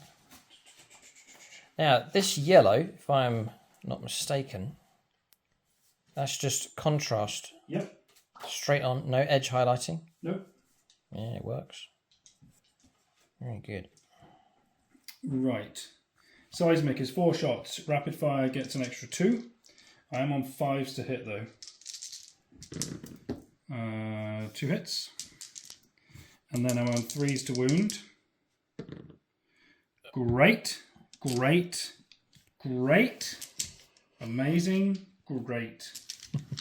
And then we were going to go with 1, 2, 3, 4, 5, 6, 7, 8, 9, 2, 4, 6, 8, 9. Come back. Hitting on 4. Keep going, Tom. Contain it. Keep going. You've done good damage with the cowboy. 1. Wound comes At from. -1. And I'll try and save this one, which we do. Okay, so 2 models left. One of them with a wound remaining. So at neophytes, there's I don't think you can expect them to do much, like with combat or shooting. But cheap objective control or objective disruption, which is exactly what Tom's done here. They've disrupted this objective, so that any stuff you do across here is just a bonus, really. But the priority, because they're OC of 2, and I imagine they're going to be cheap enough, so you can use them just to crowd out an objective and disrupt, and use them as a cheap fodder to hold on to your own objectives. But to rely upon them to actually do something, yes, Tom's stronger words there, but yeah, that kind of fault here at the moment. Right, shifting firepower across here. So this is going to be your Heavy Goliath. mining laser, yes. Yeah, this is Nate Miller here. Tom's going to use his dice. Nate D3. Miller's a Tyrann's player. D3 shots for 2. Oh, but it was Nate Miller, by the way, that sent through the Hive Tyrant Typhon and named him for us as well. So just giving that shout out. So if you enjoyed the Tyranny games, we've played two 1200 point battles, one here on YouTube against the Imperial Fist, the Primaris army, and then we played a second game, 1200 points, over on channel membership. That's gone live just a few days ago. That was against the Primaris Red Scorpions. So Typhon debuting, playing twice in those games, but thanks to Nate Miller, one of the Phoenix Lords, for sending that model through as we build up the Leviathan army. Force. Great. Awesome. Got a question, Tom. That's done. Would Tyrannies ever fight against Genestealer Cults? Is that in the fluff at all? Would that ever happen? I'm sure it would. If there were different hive fleets, maybe? Yeah. Okay. Could be a cool game. Yeah. You rarely see that on YouTube, and maybe something to think about. Yeah, it'd be interesting. I am going to throw a demolition cache, which is Assault bomb. assault, blast, hazardous, D6 plus 3. Nice. Wow. It's a lot of shots. Continuing on with an 8 miller dice set. Yes, but I need 5s. Awesome. 1. Okay. It's not come through. And no wound. Okay. Right. Sorry, guys. Not much of a showing for Genestealer Cults so far. That is my movement done, my shooting done. So now it's time For charges. to kill some, or to bounce off some sanguinary guard. We'll see. Okay, so obviously got this charge across here. Any other charges? We don't think so, unless the Goliath truck wants to go in for further disruption. No, because my strength is only 10, so I can't sustain this. Well, No, you know what? Yeah, I am. for I'm going to disruption. charge you. Okay. He's rolling up straight away. 4, yes. I'll do it. Push it in. Do. Okay, so this charge has gone ahead. In they go. Fascinating faction. Now, I've paid some CP here. So I've used the captain's freebie to pay for only Endeavour's duty. And just as a backup, if you lose any models, they will get to fight before they're removed. And then I've paid a CP on them for Armour of Contempt across here. So reducing the AP of attacks coming through. Then for Sanguinary Guard, Angelic Visage here, each time a melee attack targets this unit, it's -1 to the hit roll. And then Heirs of a Skellion, whilst a Warlord model is leading the unit, each time a melee attack targets this unit, it's -1 to the wound roll as well. To basically destroy my Alchemist Familiar. Oh, the little guy here? Yes, goodbye, little man. You have been consumed. And now I am all anti-infantry 2+, so I wound you on 2s. Ah, right. And then I'm also going to once per battle biological warfare with my Biophagus, and that's the one that gives him +3 extra attacks and +3 damage. Okay. But it doesn't affect his AP. Tom has reached a point of annoyance where he's now cracked open not the salt shaker, but the salt water pot. Yes, it's a water pot. He's that annoyed. If you're that annoyed, Tom, you have to use the Ray Cross dice. Yeah, that's yeah. I'm going to use it. Right. So we this is the most irritated Tom has been in a while. So he's going to go for the Ray Cross dice, the salt water glass, the Biophagus, and every ability that you can to go after these. So the Biophagus will go first. So your 2s to wound. It just cannot be modified. Yeah, it's just 2s to wound. Fine, go ahead. 2 plus. Yeah, very, very good. So I'm hitting you on 3s. -1 to hit roll. -1 to hit roll. I have sustained hits, so that one goes back in anyway. Gotcha. It's the Ray Cross dice. And then 2s. So 3. And then it's just no AP. Yeah. So your amazing 2-up saves, is it? 2-ups, yeah. I must turn to a Patronic friend. Imperial players. Oh, you got a Genestealer Cult friend here. Jave Humphreys, by the way, Tom. I'll be using that. I'm going to go to... I'll go to Longbow BB. Yeah, he's commanding that unit. So we'll go to the Longbow BB dice. We're looking for some 2s. There's 1. Why are you rolling them singly, Luke? I ban it. It's done it. It's gone through. Okay, so those are blocked. And we will go with the heavy mining tools. We needed to block those because they were heavy damage. Heavy mining tools, hitting on 3s. Hitting on 4s because of you, but then it's sustained. So those 3 go straight back in. Yeah, very good. And then wounding on 2s. 2, 4, 6, 7. So what would you have been wounding on if you didn't have that? Oh, the heavy mining tools are probably quite strong anyway, but I will find out for you. Just to see what the difference is there, because that 2's to wound anti-infantry. Heavy mining tools are strength 10. Oh, okay.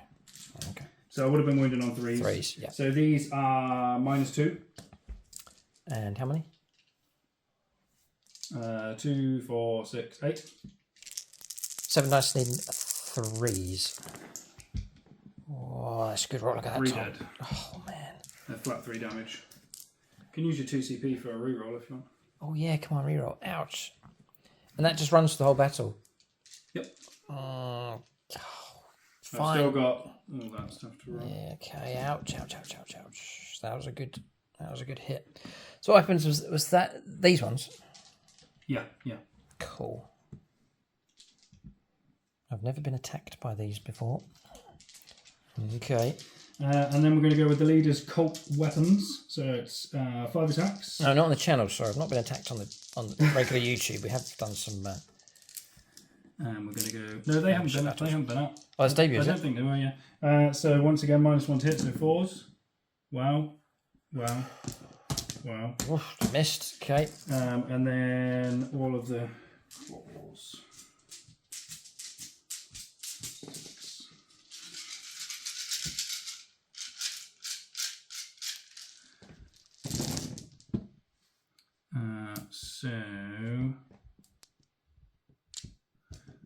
And then 1 back in. 2s.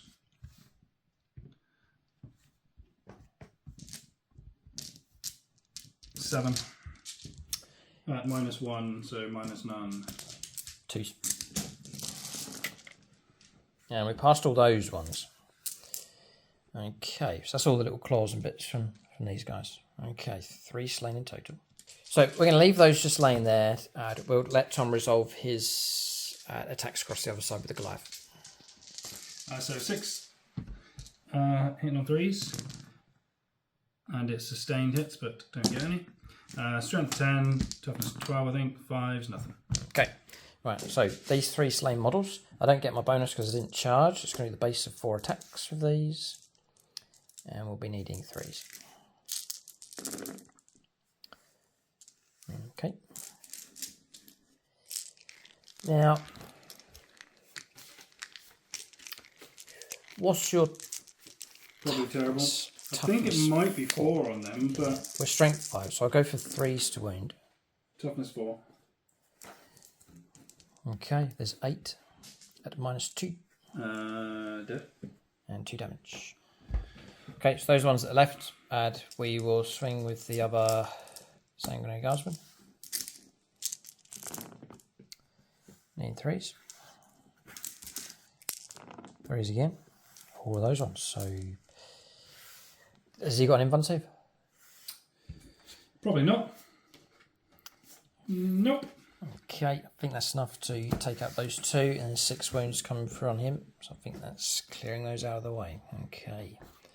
Okay, so that's that resolved across. They've got the Land Raiders to fight back, not that it's going to do too much. Starting to notice something else, just thinking about the Blood Angels army. Quite liking the idea of vehicle support pushing up, laying down firepower, and then holding objectives, freeing up jump pack units and assault units to push out deeper into enemy territory. You can see it across here, potential linking up, and then across here as well. It's something to bear in mind as we work on this firstborn Blood Angels list. So Land Raiders done its attacks, and Tom gets to put these blips out straight away. So there's another blip forming up on the board. Just over there. Tom's just checking his range and so on. You can think about that one. But I've done my attacks there against the Goliath. No damage coming through. So turn comes to an end. Blood Angels actually picked up some points for an assassinate down here. And then for you, Tom... I've just got 3 primary points. So score at this current stage, 31 points to Blood Angels and 13 to the Genestealer Cults here. Blood Angels, this red line continues to stretch all the way across the board. So Blood Angels, very quiet objective over there. Death Company trying to restrain themselves from moving out. They're holding the central ground, that central objective. It reaps in the points for us and denies it to the Genestealer Cults here. And then over here, Blood Angels have repulsed an attack across here. They've lost a number of the Sanguinary Guardsmen. The Captain survives. And Bale Predator surviving again. So Blood Angels just dominating across this central band, running across the board. Their home objective, though, they've lost.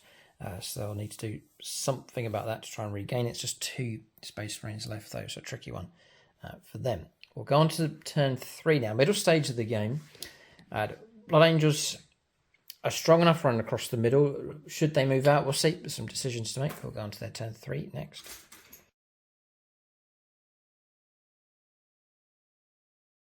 Right, so end of movement here for the Blood Angels. Tom's bringing on a load of units. Now, this is one of the unique abilities here, or unique dynamics for Genestealer Cults. Tom's got 2 blips. There's one just over there where the models are, and there's one just there. He can pick which unit goes on which. It's not fixed. That's one of the cool things about that. He's gone over to that side of the board because he's aware that I had a deep strike unit that could land. He didn't want any blips. So if he placed one here, for example, I could just deep strike down, disrupt it, and stop them from coming on. Tom really wanted those units to come back onto the board. So he's gone for the safer option over in his deployment zone. It is stopping us from effectively going after behind enemy lines, shutting down one of our secondaries. But our movement, keeping those still, just in case Tom went to go for like Overwatch. We've dropped these in here to try and cleanse and clear our home objective. Terminator's happy to sit on that objective across there. Death Company have pushed forwards a few inches with a couple of the models. Bale Predator's happy to sit where it is, just to lay down some firepower. It may fire in either direction, not sure yet. This Bale Predator's taken the place of the Captain, who's moved out across here, the Sanguinary Guard. We've just rounded the corner again to lend some firepower support. In different directions, we shall see. Land Raiders remained in close combat, can fire into that Goliath truck in the shooting phase. Let Tom place his units on the board, just making sure they're all coming on just over 9 inches away and landing near their blips. So how does the blip work? You have to deploy... I need to have 1 model in range of the blip. Okay, so there's a bit of flexibility and stretch of it as well, especially with and I think that large unit. I think how it is worded here, that I can only bring 1 on. Okay, we'll let Tom check. No, for each one of your markers I can bring 1 on.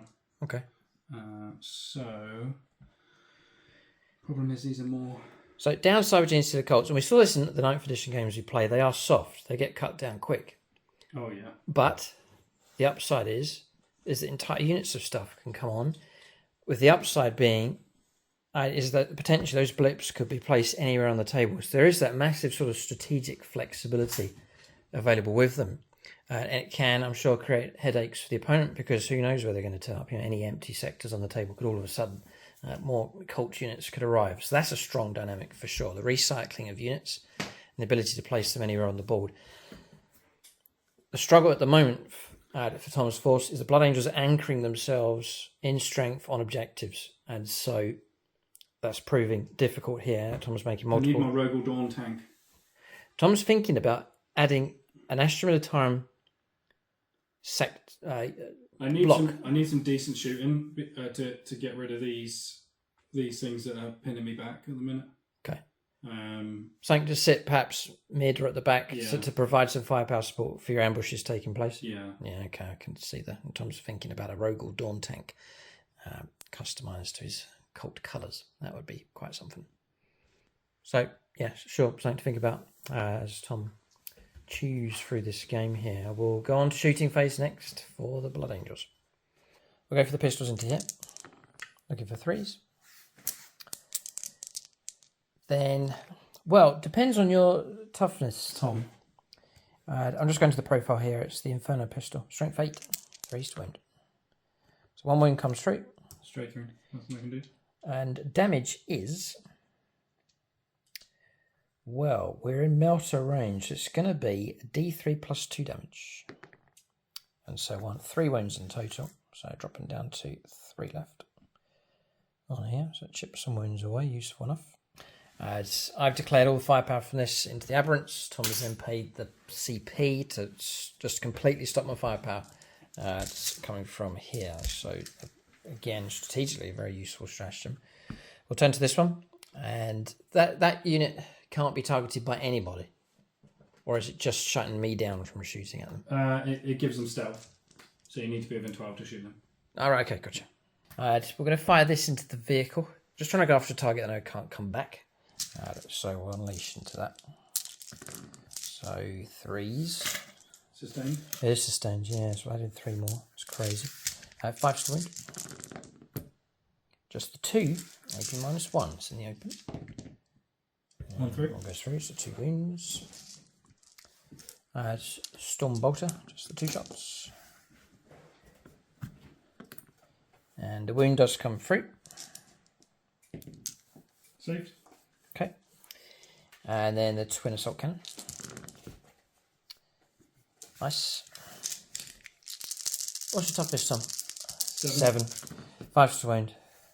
And then Twin Linked. Nice. So 2 saves and 2 mortal wounds.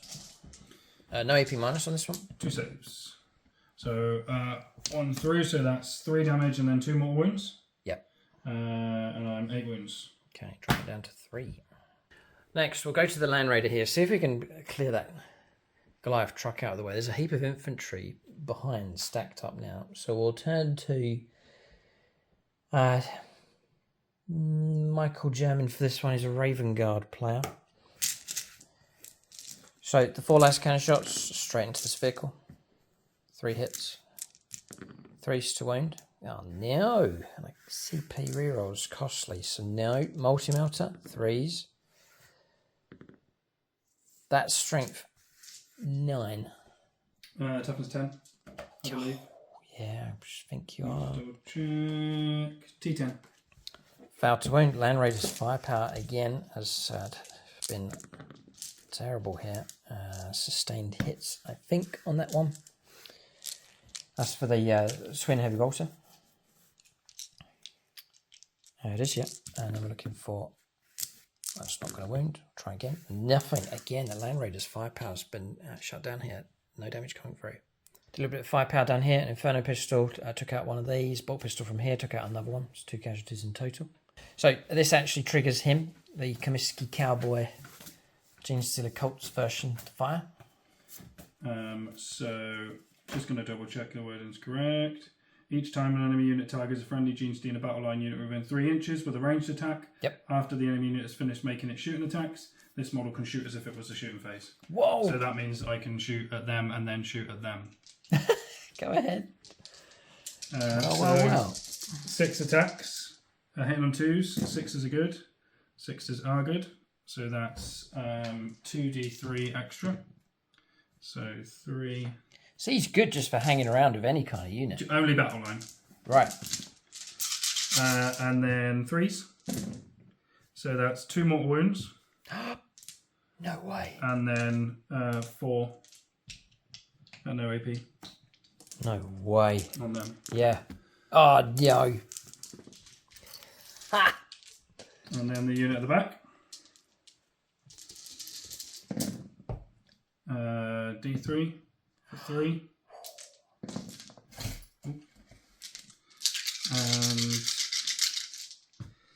And 3s again, 6 is good. So 2 more mortal wounds, and then 3 saves. Yeah, very cool. Another win comes through. That is insane. Well, that's something to think about, Tom, for you. We'll just run 3 Kelemorphs. It's the only thing that seems to be doing anything so far in this army. Can you run 3? Are they epic heroes, are they? Nothing to stop you. No, they're not epic heroes, no. Just run around with 3 Kelemorphs. Yes, Tom. Just with each battle line unit. 3 of them, and you can call them the good, the bad, and the ugly. I thought you were going to say the 3 Musketeers. What you could do? That's loads of options. Oh, a trio of them. You could see if you could do some kind of different poses and stuff, or different models and so on. They're very static. Yeah, you'd have to try and sort of... Gunslinger. Yeah, triple gunslinger. That could be a trademark for the list. Done really well. Okay.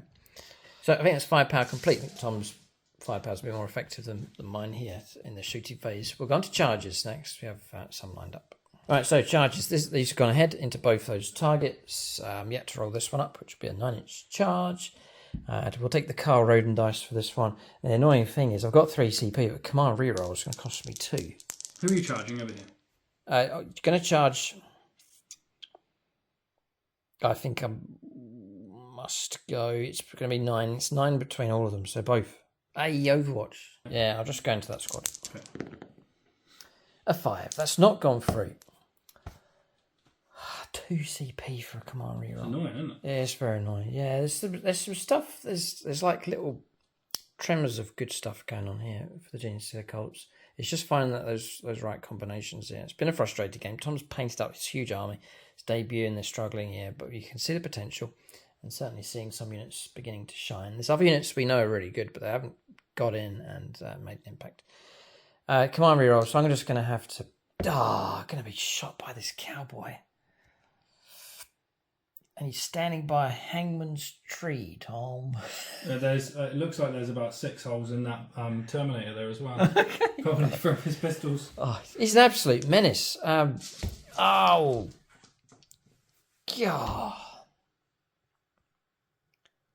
If I sit around, I'm going to get shot to pieces by him. That's the most extreme. They don't want to go in. They don't want to go in against him. Okay. So we'll leave it at that. Ouch, ouch, ouch. That corner's a problem. And that's Genestealer Cults at their best. The disruption factor from them. That's what they've done. They've turned up here. One model is performing so far. It's good. It's a start. Okay, we're going to combat resolution next. We'll do the 2 Sanguinary Guard in 3s.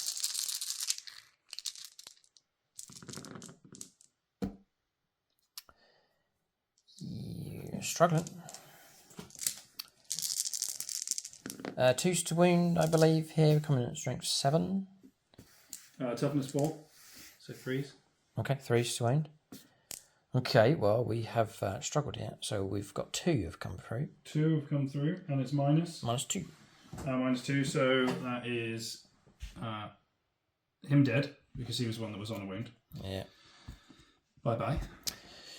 That's the debut hit. It's a Miara unit destroyed. Finally, it's lasted through till turn 3. And 2 wounds onto Amy. Who survives?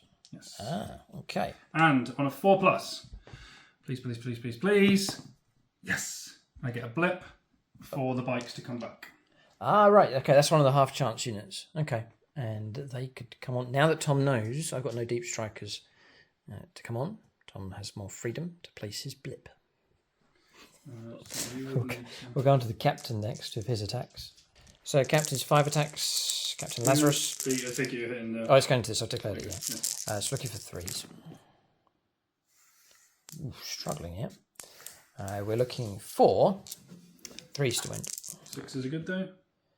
Devastating, yeah. 555. These come through at... Minus 2? Yeah, it could be better here. Minus 2, minus 3 for my enhancement. Oh, 6s. No. Dead. Damage 2, yeah.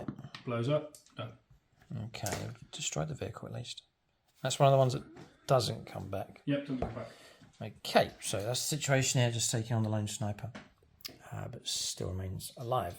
Right, so a bit of correction from the shooting phase. Oath of Moment was on the Goliath truck. It's still alive, 1 wound left, but last cannon the multi-melter hit came through and caused some damage, not quite enough to bring that vehicle down. Okay, end of turn. Here we'll calculate points, give an update on the score here. So Tom's just toasting up the score for us. It's 15 points for primaries to Blood Angels. It's the 3 objectives held and characters at the end of the command phase on 2 of those. Nothing for Assassinate. Almost got it down here, but no. And not behind enemy lines. Tom's continuing to flood his deployment zone with units. I, at the end of your turn, am now going to spend 1 CP. You got no prisoners as well here, didn't you? Yes, no prisoners there, yeah, for 2 points. And I'm going to spend 1 CP to remove 2 units from the table. Oh. And bring them on in my movement phase. Yeah. And those are going to relocate as well. I need to get aggressive quickly, otherwise I'm completely and utterly out of the game. Yeah, the red band running across here again. Blood Angels, I'd saying to the Genestealer Cults, we're going to sit across here in the middle and just reap the victory points coming through. Blood Angels showing tremendous restraint. Usually they go straight for the opponent here, but in this particular battle, they are required to take the central ground, and that's what they've done. Totals then, Tom, for points here for this one? It is 46 points to 15. Okay, Tom's got a turn in hand. As he said, he wants to rapidly try and shift the game. Basically, Blood Angels have got to be kicked off these objectives. There's 3 options. There's that one, which is quite precarious now. There's this one being held by the Death Company, defiantly holding the centre of the board. And then an isolated unit of Terminators over on that flank. The other option for Tom is to continue to disrupt. He's holding this now, so he's going to pick up some points for this one as well. We're going to turn 3. Middle stage of the game. Blood Angels entrenching themselves here. We're going to turn 3 for the Genestealer Cults next.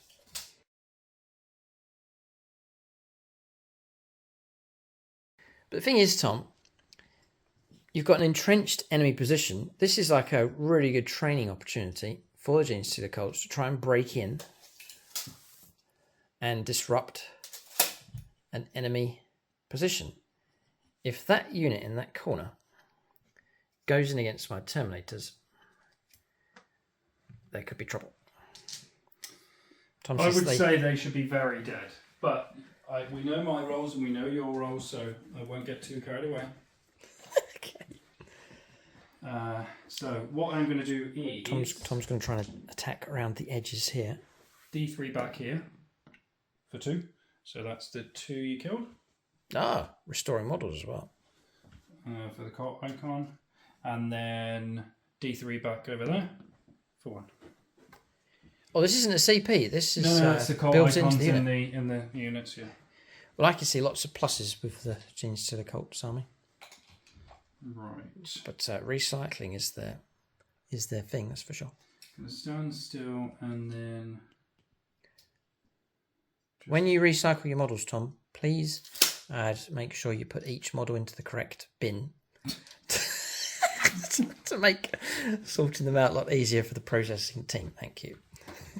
So if you're a Genestealer Cults player, do let us know in the comments section changes and suggestions that you'd make. If you're on channel membership, everyone can join us on the Discord page. Tom has a tab there that says Tom's Armies. You can leave him comments and feedback there as well as a direct line to Tom here. It's a learning curve for him, and there may well be some people tuning in that have some experience using... They might be shouting at the screen of me not doing things. Yep. Right. But you can vent your frustration here or just constructive criticism, or comments are always welcome. And so Tom can check those out to see what hints and tips there are. I think there's great potential with Genestealer Cults. There's another observation I want to make with them.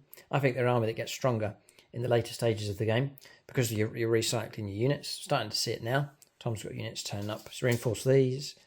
Over in that corner. There's fresh units that turned up across there and over here. And they're now starting to move out and make an impact.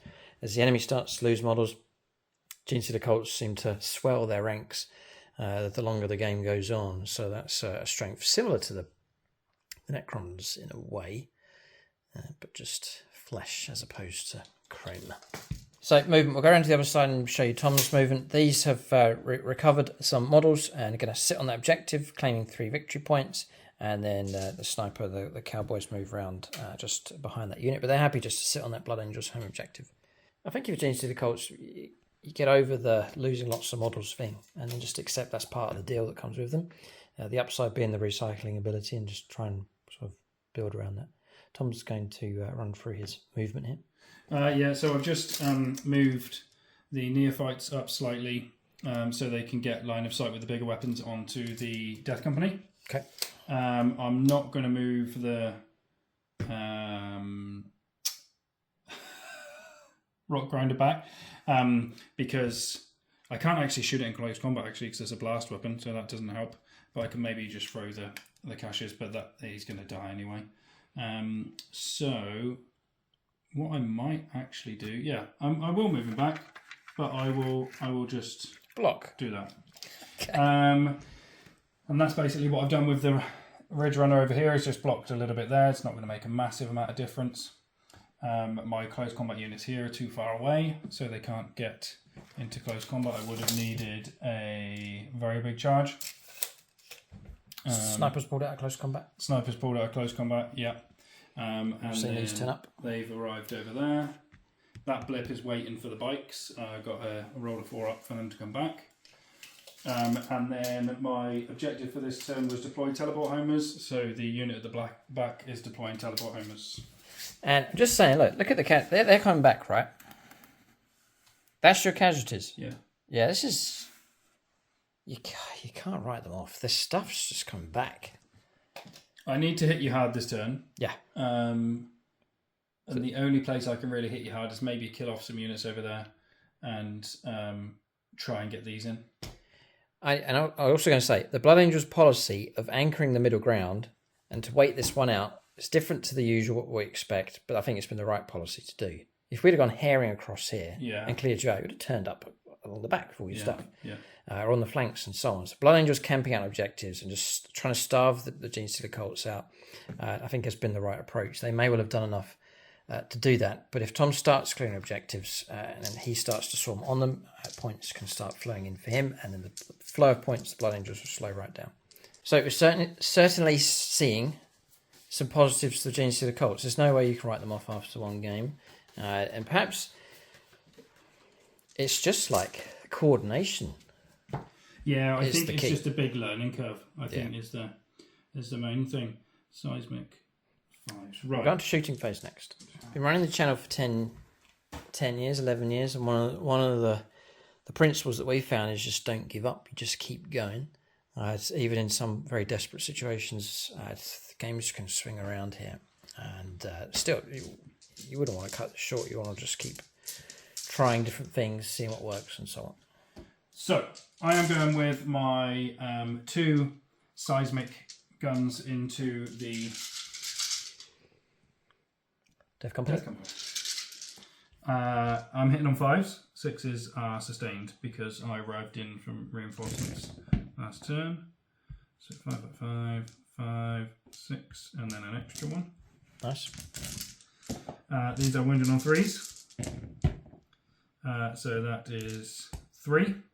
They are AP -2 and ignores cover. Oh, ignores cover. Nice. Ignores cover because I came on the board this turn. 5s. 2 damage each. Okay. Oh, in fact, it might be D3. It is D3. First one. 1 dead. Oh, just 1 dead. Okay. Feel no pain? Oh yeah, of course, yeah. So, not even 1 dead yet. Of course. Yeah. Right. That's how this game's going, Luke. Thanks. I'll keep going. I'll take every save I can. I was using the Bjork Zog Puncher dice. It's just a wound so far. It could and should have been 2 casualties, but Tom, keep going. Heavy mining laser. I give a Need 6s. 6s. Well, 5s, yeah, but 6s are good. So missed with all those. And then small arms. I've only really got 3 that can see. So add an extra one for the sustained. 5s to wound. Nothing. So you can imagine the Blood Angels that they're pushing through this sector on a wide sweep, and then all of a sudden they get ambushed from multiple directions, and then they just entrench themselves on the objectives. That's the kind of theme for a bit different to the usual kind of theme for 40k games. and the style of play for the Blood Angels. Mortar's been declared. Yeah, heavy mortar into them. So it's 6 plus 3 Plus plus 1. So it's 6, direct fire as well. 3 plus 1. 3s. And 3s. 2, 4, 6, 7. No AP though. That's 3 ups anyway, isn't it? 3 ups, yeah. And that is enough to Kill 2, is it? do those. Oh, We'll do it's some not, feel no of course, pains. yeah, there's another one, yeah. Okay, so it's enough to kill him. And then put a wound on another. Okay. And then they've also got the stubber. Stubborn attacks. It's twin linked. Good wounds, good wounding. Yep, 3. No AP even. 2 saves here, passed. Okay, that's from the stubbers. The artist formerly known as Veej being called upon here. Thousand Sons player is going to go again with these pistols. So D3 extra for 2. So In. that's just... and then we're wounded on 3s. 6 is good. Nope. 4.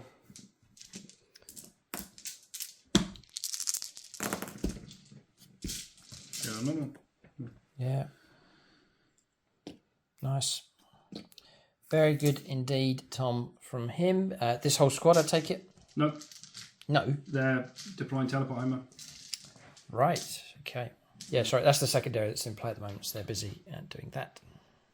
So that is it. I don't think Sniper can fall back and shoot, but I will just double check. Okay. Now, the heat at the moment, then, in the middle of the game, there's a missed opportunity here for the Blood Angels. Overwatching across there. Could have gone for that. And pulling back away from the Land Raider. Could have gone for Overwatch against that Goliath as well. Okay, that shooting phase finished, we reckon. Charges? Yes, Yes, yeah, there just are, the yeah. just the big one. Uh-oh. Um, This is going to be a crucial one here. yeah. It's a 9-inch charge. Who have we got? Have we? Dave Humphries, Genestealer Cults player. Okay. Well, then this is an instant pass. Then. No, it's not. Come on, reroll. 1 CP left. Dave Humphries says, no, 7. Close, but no, doesn't go in. But what do we do now? Those big mutants have turned up in the corner. Do we stay where we are or leave the objective? We'll have to see. No charges to take place. No combats here. I think we're at the end of the turn. There's no ongoing combats to take place. So updating the scoreline, 46 points to the Blood Angels, 26 to the Genestealer Cults. They've got some points coming through. Not too bad on primaries for the control of their home objective and my objective across here. So that's brought some points through quite nicely. What's the state on your secondaries, Tom? Terrible. Assassination. I've got 5 points for deployed teleport homers. I can't kill any of your characters. So are you going to keep assassination? Yeah, because the problem is you can just run away over there. Yes. So no, I'm going to ditch it. Okay. All right. So. Get CP. Okay, so Tom can draw 2 fresh secondaries next turn. We're going to turn 4 here. The question is, have the Blood Angels done enough to see this game through to victory? There's 2 turns for them to get through. It may just be a case of just trying to fend off the Genestealer Cults. As our numbers dwindle and their numbers swell, but time ticks away, the Blood Angels may have done enough. They're turn 4 next.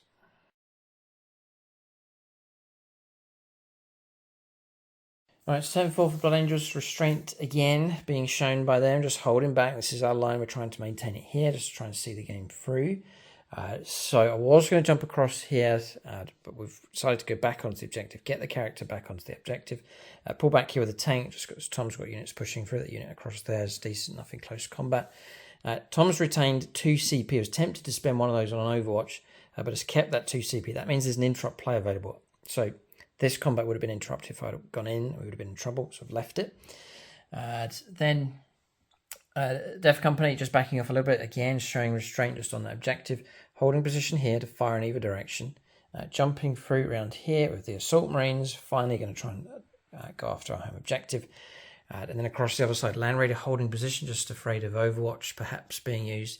And the Terminators, the option was to back off, but I reckon Tom could have got a decent enough charge if he moves up. So we're going to go on the assault. We're going to go in and after the mutants there in the corner. That's movement done. We've gone to shooting phase next for Blood Angels, and they're 10-4.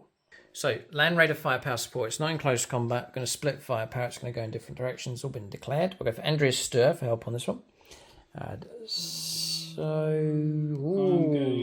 Tom's about to maybe spend a CP on that stealth thing again. Yeah. I'm wondering what else you've got. So, what's it going into the heavy bolters? Yeah, heavy bolters and multi-melt are going over there. And don't worry, crack on. Okay. So, we shall go for our shots here. Over moment, by the way, over on that unit. I didn't call that out already. Oh, yeah, because you're re-rolling everything, actually. Yes. Yeah, that might make a difference. Let Tom think about it. No, don't worry. Just do it. Multi-melt shots need 3s. 3s to wound becomes 4s with your ability. Yep. 4s to wound.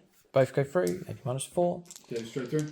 D6. 6 wounds on that one model. Tom's got a 4 up, feel no pain. Dead. Just about. It's going to take a lot to get rid of these. And the other one, damage of 6 again. So feel no pains to roll up on this one. Absolutely fine. Wow. That'll cheer you up, Tom. Melter, what melter? Oh, dear. That'll cheer Tom up. No. Okay. Heavy bolter shots next. We like chalk and cheese, Tom. I don't mind. Whoa. You know, I'm wondering whether maybe I need to go fixed with these. I'd be interested to know what other Genestealer Cult players do, whether they go fixed or they're... Yeah, let us know in the comment section on secondaries, yeah. Because there's enough things annoying you, and then when you pull a bad hand for secondaries, it can disrupt the whole game. Yeah, if you got fixed, this is my plan, not what I'm doing, especially for an army which is trying to emphasise coordination. Yeah. I had the first 2 rounds were 2 bad hands. I couldn't really do anything. Exactly. It's sustained hits, yeah. So we've got a lot of stuff coming through it. So wounding on 5s. Strength 5, toughness 6. Rerolling everything. 4 in total. AP -1. All gone through. Okay. So I'll do 2 at a time. Yeah. 1 dead. Blocked. 1 dead. That one. And 1 wound. Okay. Trying to chip their number down here to try and help out those Terminators. They could get struck hard if any of Tom's models survive. I don't think they'll need much helping with re-rolling all hits and re-rolling all wounds against them. Oath could be the telling factor. Yeah, it should be. We'll go for laser cannon shots now. This is we'll see if this works against the Goliath. Need 3s. 3s to win. 2 go through. -3. Yep. Target gone. Blow up. Nope. Doesn't. Okay, finally that target's been destroyed. Land Raider making a big impact actually this turn. It's good shooting from that vehicle. About Predator next. Going to offload everything we have into this vehicle. Going to try and get rid of it if we can. We're going to use the last gold level Patreon. It's Vagabond here. Stacking up twice. We'll see if we can pick up these wounds. So we'll go for the twin assault cannon. Need 4s. And then 5s. And then we'll reroll these for 28. Yeah, 2 go through. Normal armor saves. Much struggle here. 1 through. 2 damage. 1 wound left. 1 wound left. Stormbolter. Come on. And missed with both. It's all down to the heavy bolters. Looking for 4s. Looking for 5s. Yeah, 2 go through. -1. Got him. Alright, does he explode? No. Alright, target destroyed. I've got a chance to bring a character down. I'm going to offload... think about this one. I'll take the risk and split. So I'm going to go for twin assault cannon Stormbolter across here against these. So I'm going to spend 1 CP to make them... stealth? They're stealth, so you can't shoot them. Okay. But because you targeted them, I think I can activate my shooter. Okay, fine. If you can do it. Let me just see. And then I'll do the heavy bolters, which have been declared into this character. In fact, I'm going to spend 1 CP to go to ground instead, because I think I need to be targeted, and I think if I become stealth, then I'm not targeted. So I still want them to be shot so he can shoot them. Yeah, right. Yeah. How interesting. So I've gone to ground. Yeah. And once again, he's proven to be a fascinating character on the board here. I'll go and do this heavy bolter attacks first of all. So looking for 3s. Not so good. 3s to wound. 2 wounds to go through. AP -1 on this character. Good. Okay, target destroyed. Just about. Okay.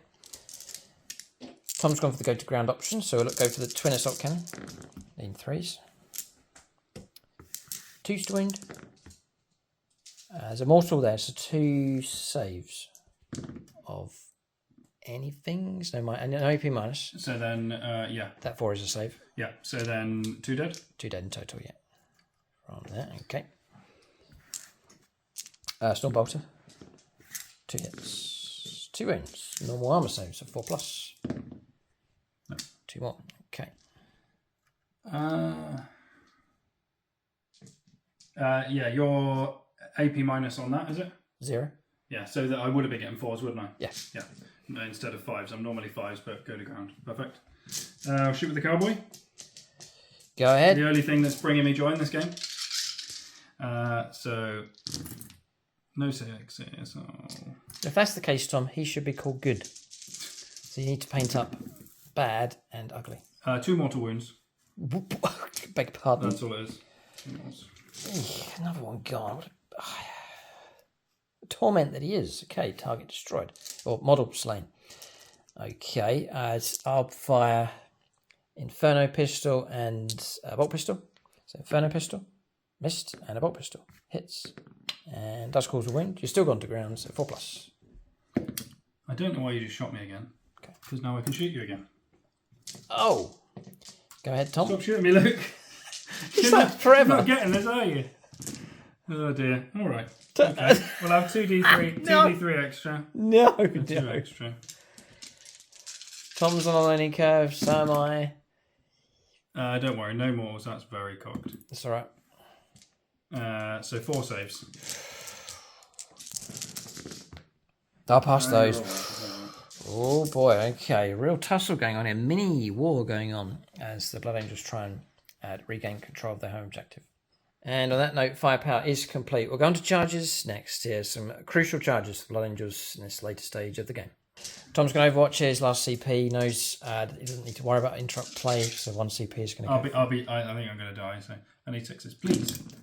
No 6s. Great. Perfect. Amazing. Okay. Pistols out of bullets. Here comes our charge. 8. In we go.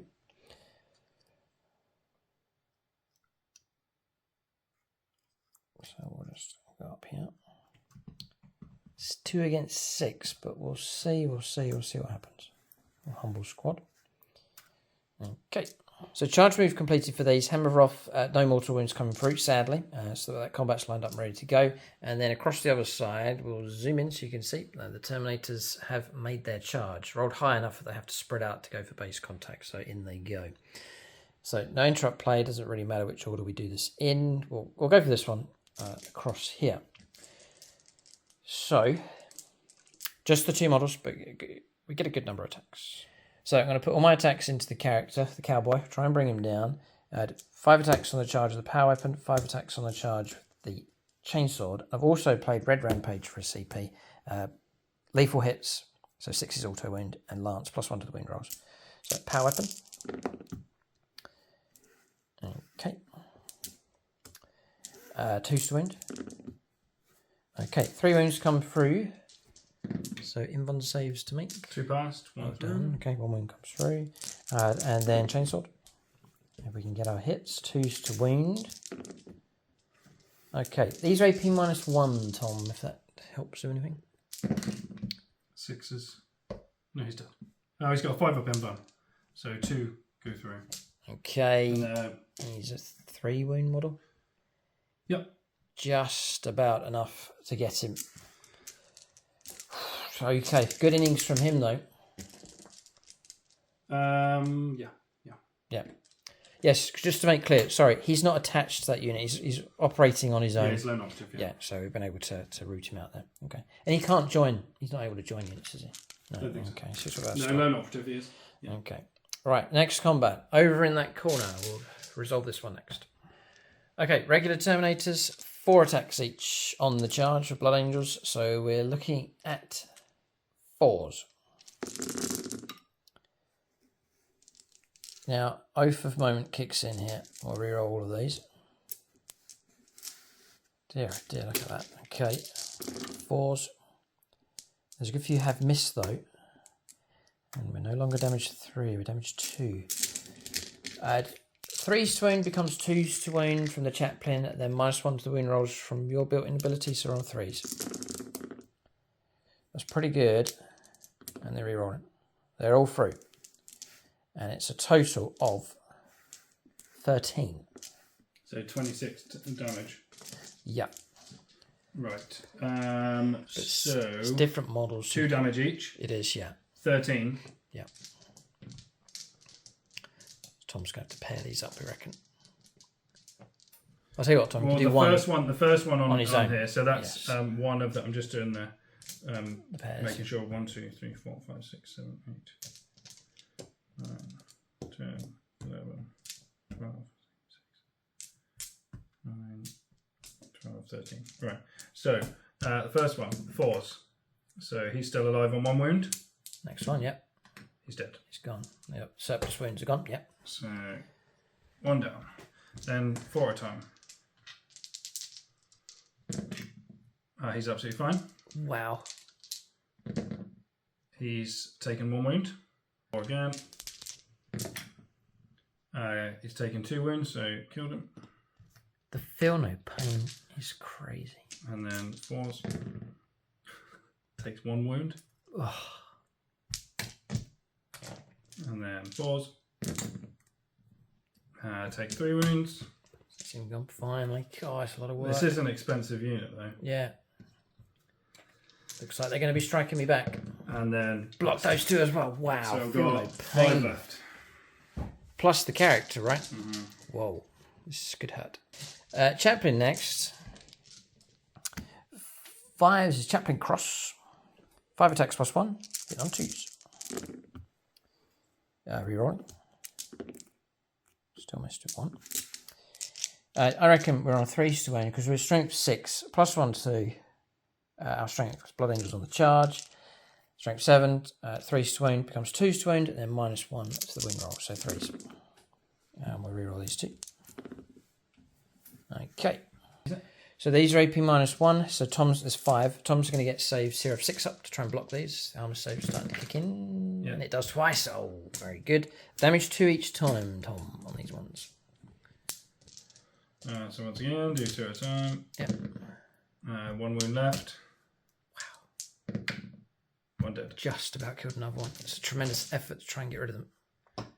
Okay, real tough unit. Okay, that's the way they absorb damage. 4 models left plus the character. That's enough to strike back with well enough, I'm sure. In which case we can do that because everything else has been resolved. So Tom will get to strike it. So Tom's going to make his attacks. I've played Armour of Contempt just to try and give them a chance here, a better chance. Tom's AP -2. -1 will give us a 3-up armor save. Sustained. So I get 1 in, but they're all out. Strength 8. Toughness 5. Yeah, toughness 5. 3s. 3s to wound. That was 1, yeah, that's okay. 5 so far. 5 so far, okay. 5 saves of 3+. It's helped us a little bit. 2 have made it through. 3 wounds each, 3 damage each. I can't come on reroll because it costs 2. Nothing I can do, Tom. Take off 2. Ouch. 2 on the end, yep, they can go. Ouch, ouch, ouch. And then 3 attacks from the main dude. Hitting on 3s. Sustained, so that one goes back in. Wounded on 2s because it's strength 12. So 3. Uh-oh. -2 again. 3 ups. Oh, ouch. Damage. D6 +1, so 5. D6 +1. Yeah, I don't have any CP for that. So take off the one on the, yep, and then a wound on the one next to him. And that'll do. It's 3 against 5 now. Boy, Terminators, did they make the right choice going in? But they're now locked in a bitter close combat. So just off camera, resolve this. Some hits and wounds coming through, but 2 power armor saves passed. End of turn. Vicious fight over in that corner with Tom's mutant squad over there, or aberrants as they're called. Okay, we'll calculate points here as turn 4 comes to an end for the Blood Angels. So Blood Angels, again, strong on primaries. An assassination across here was successful. So 62 points to 26, the total score here at this point in the game. Tom's got 10 in hand, so there'll be some points coming through. I think he's got enough models to claim this one. We're only OC of 1. And he's 2, so he's definitely got this objective across here, but a desperate fight taking place. The last few models from both factions across here. There's a fight over in that corner as well. But Blood Angels are ahead. They may well have done enough. But Tom really has got 2 turns here. He's got this turn coming, and then at the end of turn 5, he picks up his points. There's still some manoeuvring to go on here for the Genestealer Cults. Blood Angels nervous here. Whether they've done enough, we shall see. They've had to defy their instincts as well, showing a measure of control, just maintaining this thin red line stretched across the board. Turn 4 to the Genestealer Cults next.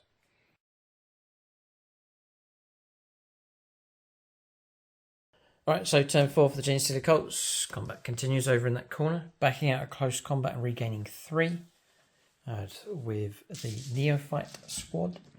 Starting to filter through here, if you can see them pushing through. Try and flush out the Death Company. There they are. Yeah, I'm going to spend 2 CP in the shooting phase now for coordinated attack on them to give both these units +1 to wound on your... Tom's going to try and flush them out. I need to try and do something. Yeah, he's going to try and flush them out across here. Primaries under your control was 2. Again. Yeah, points coming through. Okay, and that's it. We'll go on to shooting phase next. Right, firepower from these. Just going to go into the Death Company. Death Company, yeah, and we'll start off with the 2 seismic guns. So they're sadly going to be on 5s.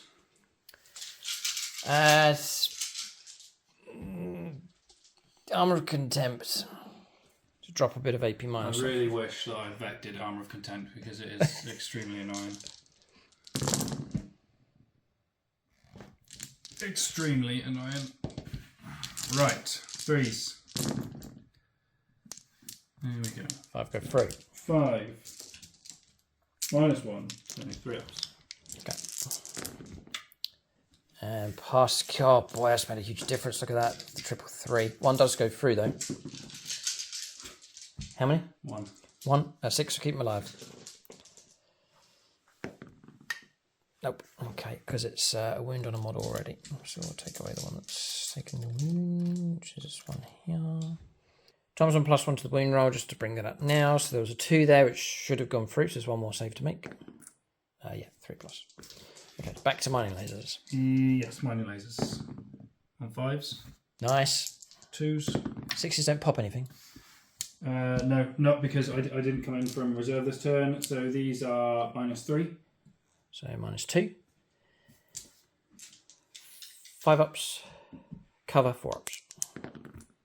No. So first one is 2 damage. Okay.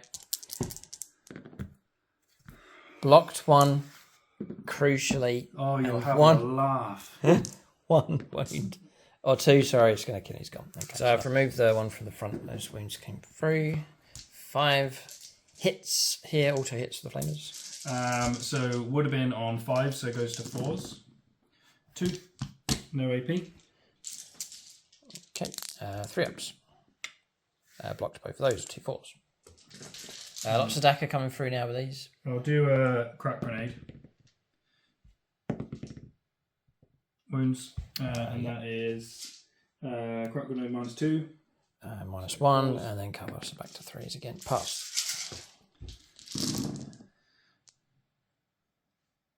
4s.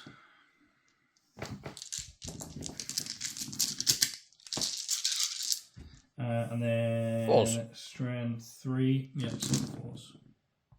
Tom's on his +1 to the win roll. And there's lots of saves to make here. Of 3+, we can't improve over 3+. 7. 3 ups.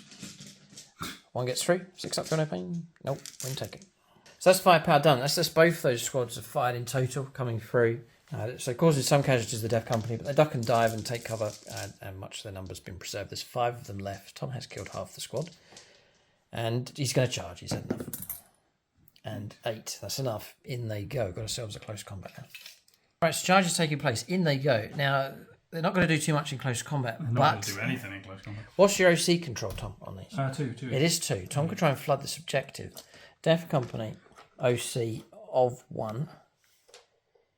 I'm just wondering if there's any kind of stuff going on when they can't control objectives. I don't think so. Here we go.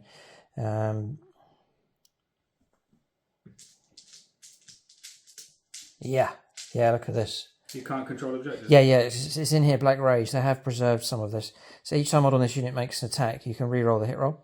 Whilst this unit is not within 12 inches of one or more friendly chaplain models, it cannot be selected to fall back. An objective control characteristic is 0. So all right. Tom so you keeps... can still control it, though. Hey. You can still control it if there's no one else on it with you. Correct, yeah. But, Tom needs to keep one model alive and he'll control it. So, a little scary moment there about the Death Company. OC0. We were thinking about the entire game. They've been holding an objective and they can't. So, we check the rules. I think they're okay. So, just checking the rules. Because we were thinking maybe if you're OC0, you can never hold an objective. But I don't think that's the case. At the start of the battle, each objective marker on the battlefield is said to be contested, and so is not controlled by either player. To control an objective marker, a player will first need to move models within range of it. That's it. So as long as Tom doesn't have any models in range. So now we're OC0. We have lost control of that objective big time. So Tom can now make his attacks. Really, he's just looking to swamp the objective. Not going to do anything. Which I think could be another interesting tactic. Literally nothing. Nothing coming through. Okay. We'll then flip over to the player whose turn it's not, which is me, and we'll go to that battle over there in the corner, that melee next. So we didn't charge. 4 attacks each of the 2 remaining Terminator models. We're looking for 4s. Or you roll. Whoa. All of them. We're then looking for 2s to wound becomes 3s to wound with a -1 to the wound roll. And we'll re-roll. 2 have failed, but 6 have got through. They'll bypass the armour. And Tom will go to his pairs again. 6 pairs, damage 2. The devastating wounds element is irrelevant here because we're just going straight onto Tom's feel no pain. And again, he's rolling really well. 1 wound comes through. We've got to get through these, otherwise we're going to be struck down hard again. And he's blocking them again. It's been extreme dice rolling in this game. 2. Pair them up now, yeah. 1 wound. It's enough to kill 1, and the last roll here, and blocks both of those. Incredible damage absorption here, way above 50%. In the last tournament I went to, there was a guy running 30 of those. Right, okay. Don't get any ideas, Tom. Okay, we'll go to the chaplain next.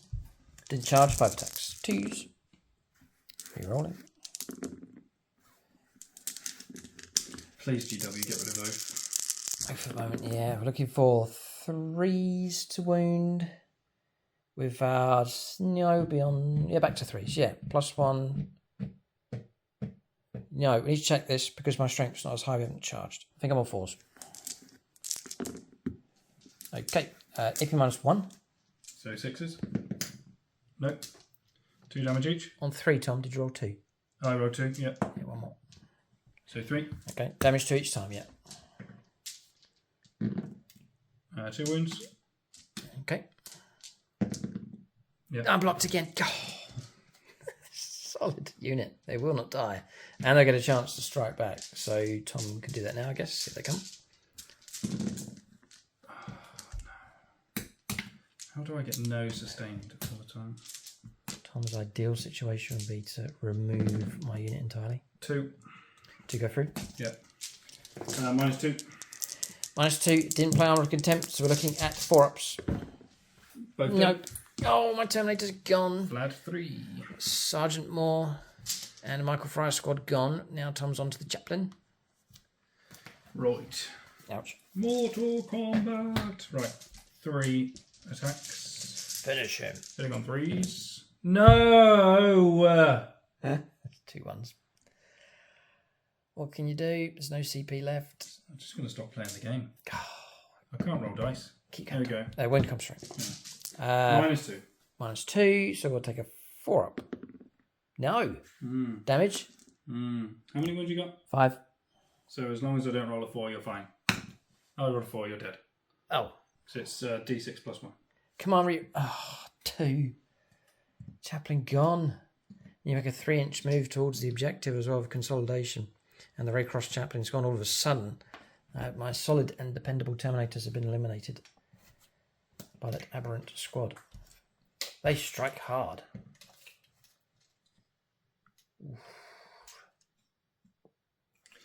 Part of me is making me think I should have ran those up a lot sooner. Because just throw them judging into by how much damage they absorbed, Yes. and the fact that then that unit can come back on a 4-up. Throw them in straight away. Yeah. Okay. Yeah. 15 attacks. The Thunderhammers. We rerolling our hit rolls for built-in ability, thankfully. Can I just say what Games Workshop said about this edition? Yes. Is less rerolls. Okay. Yeah. I've got a squad of 20 that's rerolling everything. I've just given you reroll everything. Yes. Your Death Company have got reroll everything. Like there seems to be a lot of rerolls. Old habits die hard for them, but it's okay. 2s to wounds. We'll take that one away. So I think we've killed 7. And then 6 more wounds. Yes. So it's a lot 13. a lot of damage, yeah. But not enough. Yeah.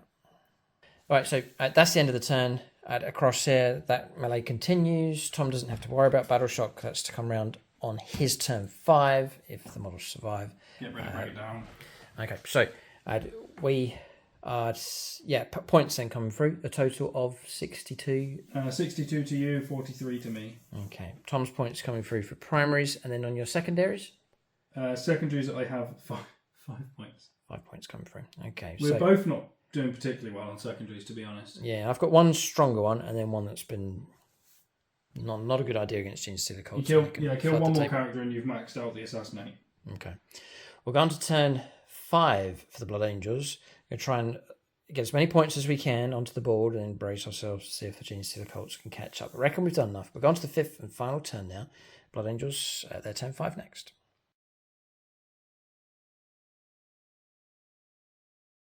All right, so turn 5 for the Blood Angels. Just trying to think about how Tom can pick up points and reduce that as much as we can. So we've had over moment on those, backed up with the Land Raider. It's gone on to the objective. We've got OC of 5, so we might be able to just win on model count. If we can survive, if Tom comes through. Backed up here, I'm going to try and lend some firepower support against these, try and clear our home objective. We have to stay in close combat. We can't fall back with Death Company. Maintaining position across here and picking up 3 points and 3, and then just rounding the corners to lend some firepower support. We're going to shooting phase next. Okay, we've gone through the shooting phase across here. Tom went to ground, helped with some of the damage coming through. Just a couple of casualties caused this firing at that target. Selects a target across here. Once again, Tom paying the CP to go to stealth and then couldn't fire through. Very frustrating, that stratagem. Pistol firepower took out 1, the bolt pistol, hit, wound, and a failed save. Missed with the Inferno pistol. And the Land Raider, its firepower overwhelming the aberrants over in that corner. Just the character left, which has taken 2 wounds. And that's it. We're going to combat resolution next. All right, so combat's resolved. We charged in across here and took out most of the models, but 2 remain. And Tom still means he'll control that objective. Death Company cleared those out of the way. They've cleared that one.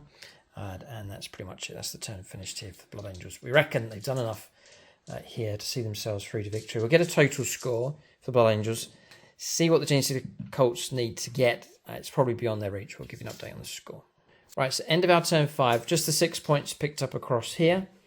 So 68-43. The gap's not huge. I reckon it's still beyond the Genestealer Cults. We're going to go on to Tom's turn 5, see what he can get. We're going to his movement now. Turn 5 for the Genestealer Cults.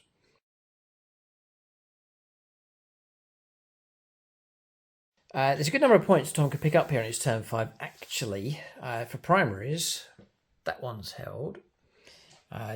Tom's going to push through. Remember, his points come through at the end of the game. He's going to move these models through to here, just to get a toehold on that one and to capture that one. He's got enough models here at OC2 and pass their battle shock test to control that one. And then Tom, just on the off chance the aberrant can destroy the Land Raider. I don't think it can, but Tom's sending that model in. I tried to overwatch and did no damage just there. So there could be a fair amount of points coming through for primaries. And Tom's secondaries coming through as well can pick up some points. This game will be close enough. My stuff being slaughtered, and I don't like not being able to slaughter back hurt stuff, which is just a strange. It's just a strange scenario for me. If I kill that, then I would actually get another 6 points. Correct. But I'm not going to kill it. Hitting on 3s. Okay. All of them. Sustained hits. Oh no. Hold your horses. Is it only when he's in? He's only when he's leading a unit as sustained hits. Toughness. 12. Strength 12. Wow. 4s. 4s. There's not many infantrymen that can get. No, only one. Strength. Just only one come through. Minus. -2. Blocked on a 6. Yeah. Okay. Right. So that's the end. So final pickups there then would be 3 points for this objective, 3 points for the middle objective. Obviously, I would just back out of that. 3 points for that objective. I say yep. And then I've only got one command point, by the way, because I used another command point for Overwatch, so I can't heroically intervene. So Tom could just pull out of combat, no problem. I drew Defend Stronghold for 3 points for the home objective. And I drew Storm Hostile Objective, which is me taking control of this objective from him. Okay. So that actually, surprisingly, takes me to 60 points. And Luke is finishing on 68. So after all of that, what a very salt. weird. It's just a very. Genestealer Cults are just very weird. They're a strange one, Tom. They're not like anything you play. I don't think they're completely different to anything you played before. I just have to get used to being slaughtered. Yeah. And get more aberrants, basically. But I'm sure there'll be plenty of Genestealer Cult players that watch this saying, yep, Tom, that's the way they operate. You have to get used to it. But there's advantages. Disruption of objectives, they're strong. The recycling of stuff and getting it to turn up on different areas of the board, strong as well. So there's some really good stuff, some great characters, some good combos going on. So they can operate differently to other armies for sure. But it's by ambush, cunning, sabotage. Ambush is the way they operate here. And so the Blood Angels managed to hold their line, but only just. At the end of the day, there's only 8 victory points in this game. The Imperium have a win, but they were wise to take the central ground and to try to hold it. If we'd have chased you into the shadows, Tom, we would have been off the objectives. It would have been a complete nightmare for the Blood Angels. So they were right to hold the line. They've done it, but only just. So units of the game we'll think about next. Silver level Patreons, they get names shouted out at the end of all of our games. There's Jason Martinez, Marcus Olson, Ross Caldwell, William Schwartz, Zachary Lee, Zachary Lyons, Justin Haig. Big thanks to them for their support at silver level. If you want to help support the channel, we are able to do all these battle reports thanks to the help from Patreons and YouTube channel members. So you can join us on either of those 2 platforms. It really does help support us, whatever level you choose, from highest to lowest. It really does help support the channel. It's much appreciated and it helps us keep this content coming. Units of the game next for both sides. Units of the game for both sides. I actually have to say, for the Blood Angels, there's no particular unit that shone too brightly. It was quite a team effort. I was going to say Battle Predators. A lot of their firepower just kept getting shut down with that annoying CP. Sanguinary Guard were good. They popped out and slaughtered a lot of stuff. Yeah, they did it. The early hit and the early need to clear that objective quickly. The early stage of the game, I think, helped us. And some character scoring going on here as well with the captain. So I'm going to give it to the Sanguinary Guard and the captain here for this game. The captain's ability to, like, he shut down, like, when you did the Armour of Content and everything over here, just my stuff just bounced. Yes, that was quite crucial. So it made a big difference. Looking back, that was a crucial point in the game. Tom's going to give it to the Aberrants across there. They're scary, very, very scary, hard to kill, and they strike back very hard indeed. So a unit showing a lot of promise for sure. That's units of the game for both sides. Keep a look out for more battle reports on YouTube and overall membership. Thanks for watching, and tune in next time.